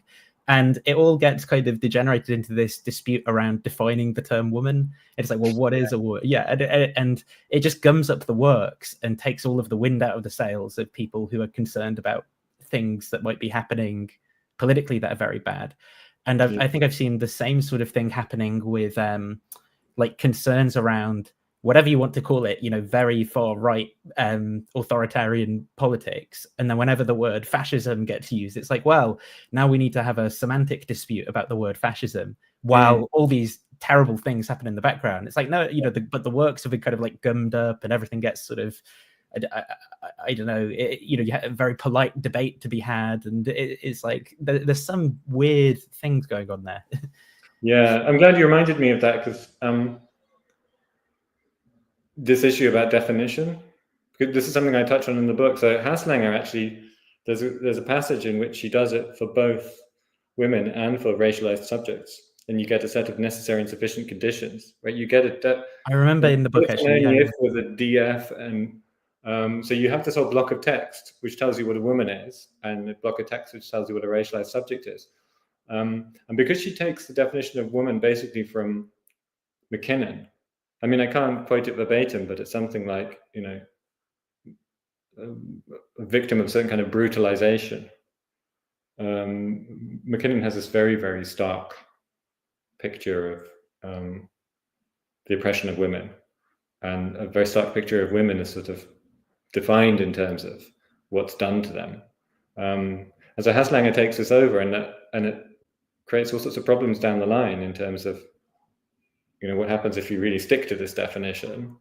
Does it really, you get into these strange questions about, does it really cover everyone? Which, yeah, I feel are places that one ought never to have sort of led your troops into if feminist philosophy is what you're doing. And it's a curious place where, sometimes when you hear these debates about the definition of women and so on, it sounds like a certain kind of analytic philosophy, but sort of gone wrong. And it seems to me like maybe there's a place for a certain kind of thinking about, well, what definition do we give to certain terms, which is a sort of starting point. It's a part of a discussion, and perhaps of a sort of more elementary discussion to get a topic going. But if that becomes what you think the point is, right? The point is to define what a woman is. It starts to sound like this sort of strange, academicized version of something. This is something really grotesque that we see going on around us, where it's clear that their motivations are, taking them in strange directions, for which the fetishization of the question, but what is X, plays a role. Yeah, I think it's maybe you get something like a conversational like decontextualization, which is actually seen as an ideal, because it's like, well, paying attention to context, that's actually what like low IQ people do, because they can't focus on the propositions, something, right? Yeah. It's unironically something I've sort of heard said. But of course, people are communicators, and they use language for social reasons, and the conversations take place in a context, and so it's never quite true that discourse is just this sort of like discussion around those propositions. But I think that maybe the way that functions with some of these things is that because that's like the mode of the discourse, you end up just talking about these abstract Gettier cases, where in the context in which the conversation is taking place, like it is actually, unironically, I was looking at a thing the other day, like this isn't an overstatement, like someone literally talking about how to instill a Christian theocracy and use the court system in the US to overturn like various rights of women and civil rights that have been won over the past 50 or so years. But it's sort of like framed as like a Gettier case, but it's also like, well, isn't it funny I can say this? And there's like from their point of view as the speaker in that discourse, it's like, well, here's the joke about power from their point of view. Or something is like, but I can literally say this, which is what I want, and it from the context of what my commitments are. But also I can like caveat that this is like a hypothetical thought experiment. And so the only way that you have the resources to address this is within the polite discourse of, well, this necessary, here's a counterexample to that necessary condition you give, whatever. And it's very, it's very kind of like off-putting or weird, or it makes a mockery of the just what the outrage should be over the first order political topic in the first place. We're kind of back to Angela Davis there. right, okay. This is one of her key points, right? Extricate yourself from that and stand up for people. I definitely need to familiarize myself with her work more, for sure. I've not read any of it really. It's exciting stuff. So I guess that's kind of broadly it. If you want to mention, I mean, something you talk about as well is like the social turn. Just if you see there being a future in analytic philosophy, is it your thesis in this book that has to be the upshot of something like a social turn, similar to the linguistic turn? Well, I think social turn is kind of a misnomer. Because I think it isn't like the linguistic turn, or what the linguistic turn was supposed to be, which is a kind of major methodological upheaval. I think actually there's been a change, certainly in analytic philosophy, very interesting change in terms of people talking much, much more about social philosophy and social questions, including that topics from feminism and race theory and all sorts of areas connected to those are discussed in a way they wouldn't have been 10 or 20 years ago. So there's certainly a change, but I wouldn't call it a social turn if it's meant to be sort of analogous to the linguistic turn. I mean, I could imagine a social turn where we got from the sort of discussions that there are in analytic philosophy to something much more at home with what I would call sort of a question beggingly, I guess, genuinely social thought, where real attention to the historical, the cultural, the intersubjective, the psychological, and so on would be mobilized in order to think very, very differently. But I think that probably wouldn't be. Well, I say probably. I think that definitely wouldn't be analytic philosophy anymore. So, insofar as people are turning radical in philosophy departments, analytic ones, and they're saying radical things, for example, as feminists, I think that's a very interesting thing to see, because I think often when they're being radical, they're doing something else from what they're doing when they're at home with their colleagues, doing what people routinely do in analytic philosophy. And sometimes I think people switch back and forth. I mean, we do this all the time in all kinds of discursive context, right? We're a bit talking in one way and a bit talking in another way, and we're engaging in different sort of sub-discourses. But I imagine that for feminism to really break through on the inside of philosophy departments, I think it will show itself to be more like the kind of radical feminism that we see beyond philosophy. So that's the way I would see it. Awesome. I realized I didn't even realize it was like almost 5:30. I've really messed up the time, so apologies for that. And I meant to keep this shorter, but the book, I highly recommend it myself. A Social History of Analytic Philosophy. Even if you are analytic philosophy pilled, I think the logic details in there are probably going to be worthwhile for you, with some interesting historical bits of information too. Oh yeah, I forgot to say there's at least one person, as a result of our previous conversation, has bought the book. So amazing. Yeah, thank you very much for your time. And I'll put all the the links to the previous discussion and to all of your stuff in the description for people to check out too. Cool. It's been great fun talking to you, Nathan. Thanks so much. Yeah, no problem. Let's end it there.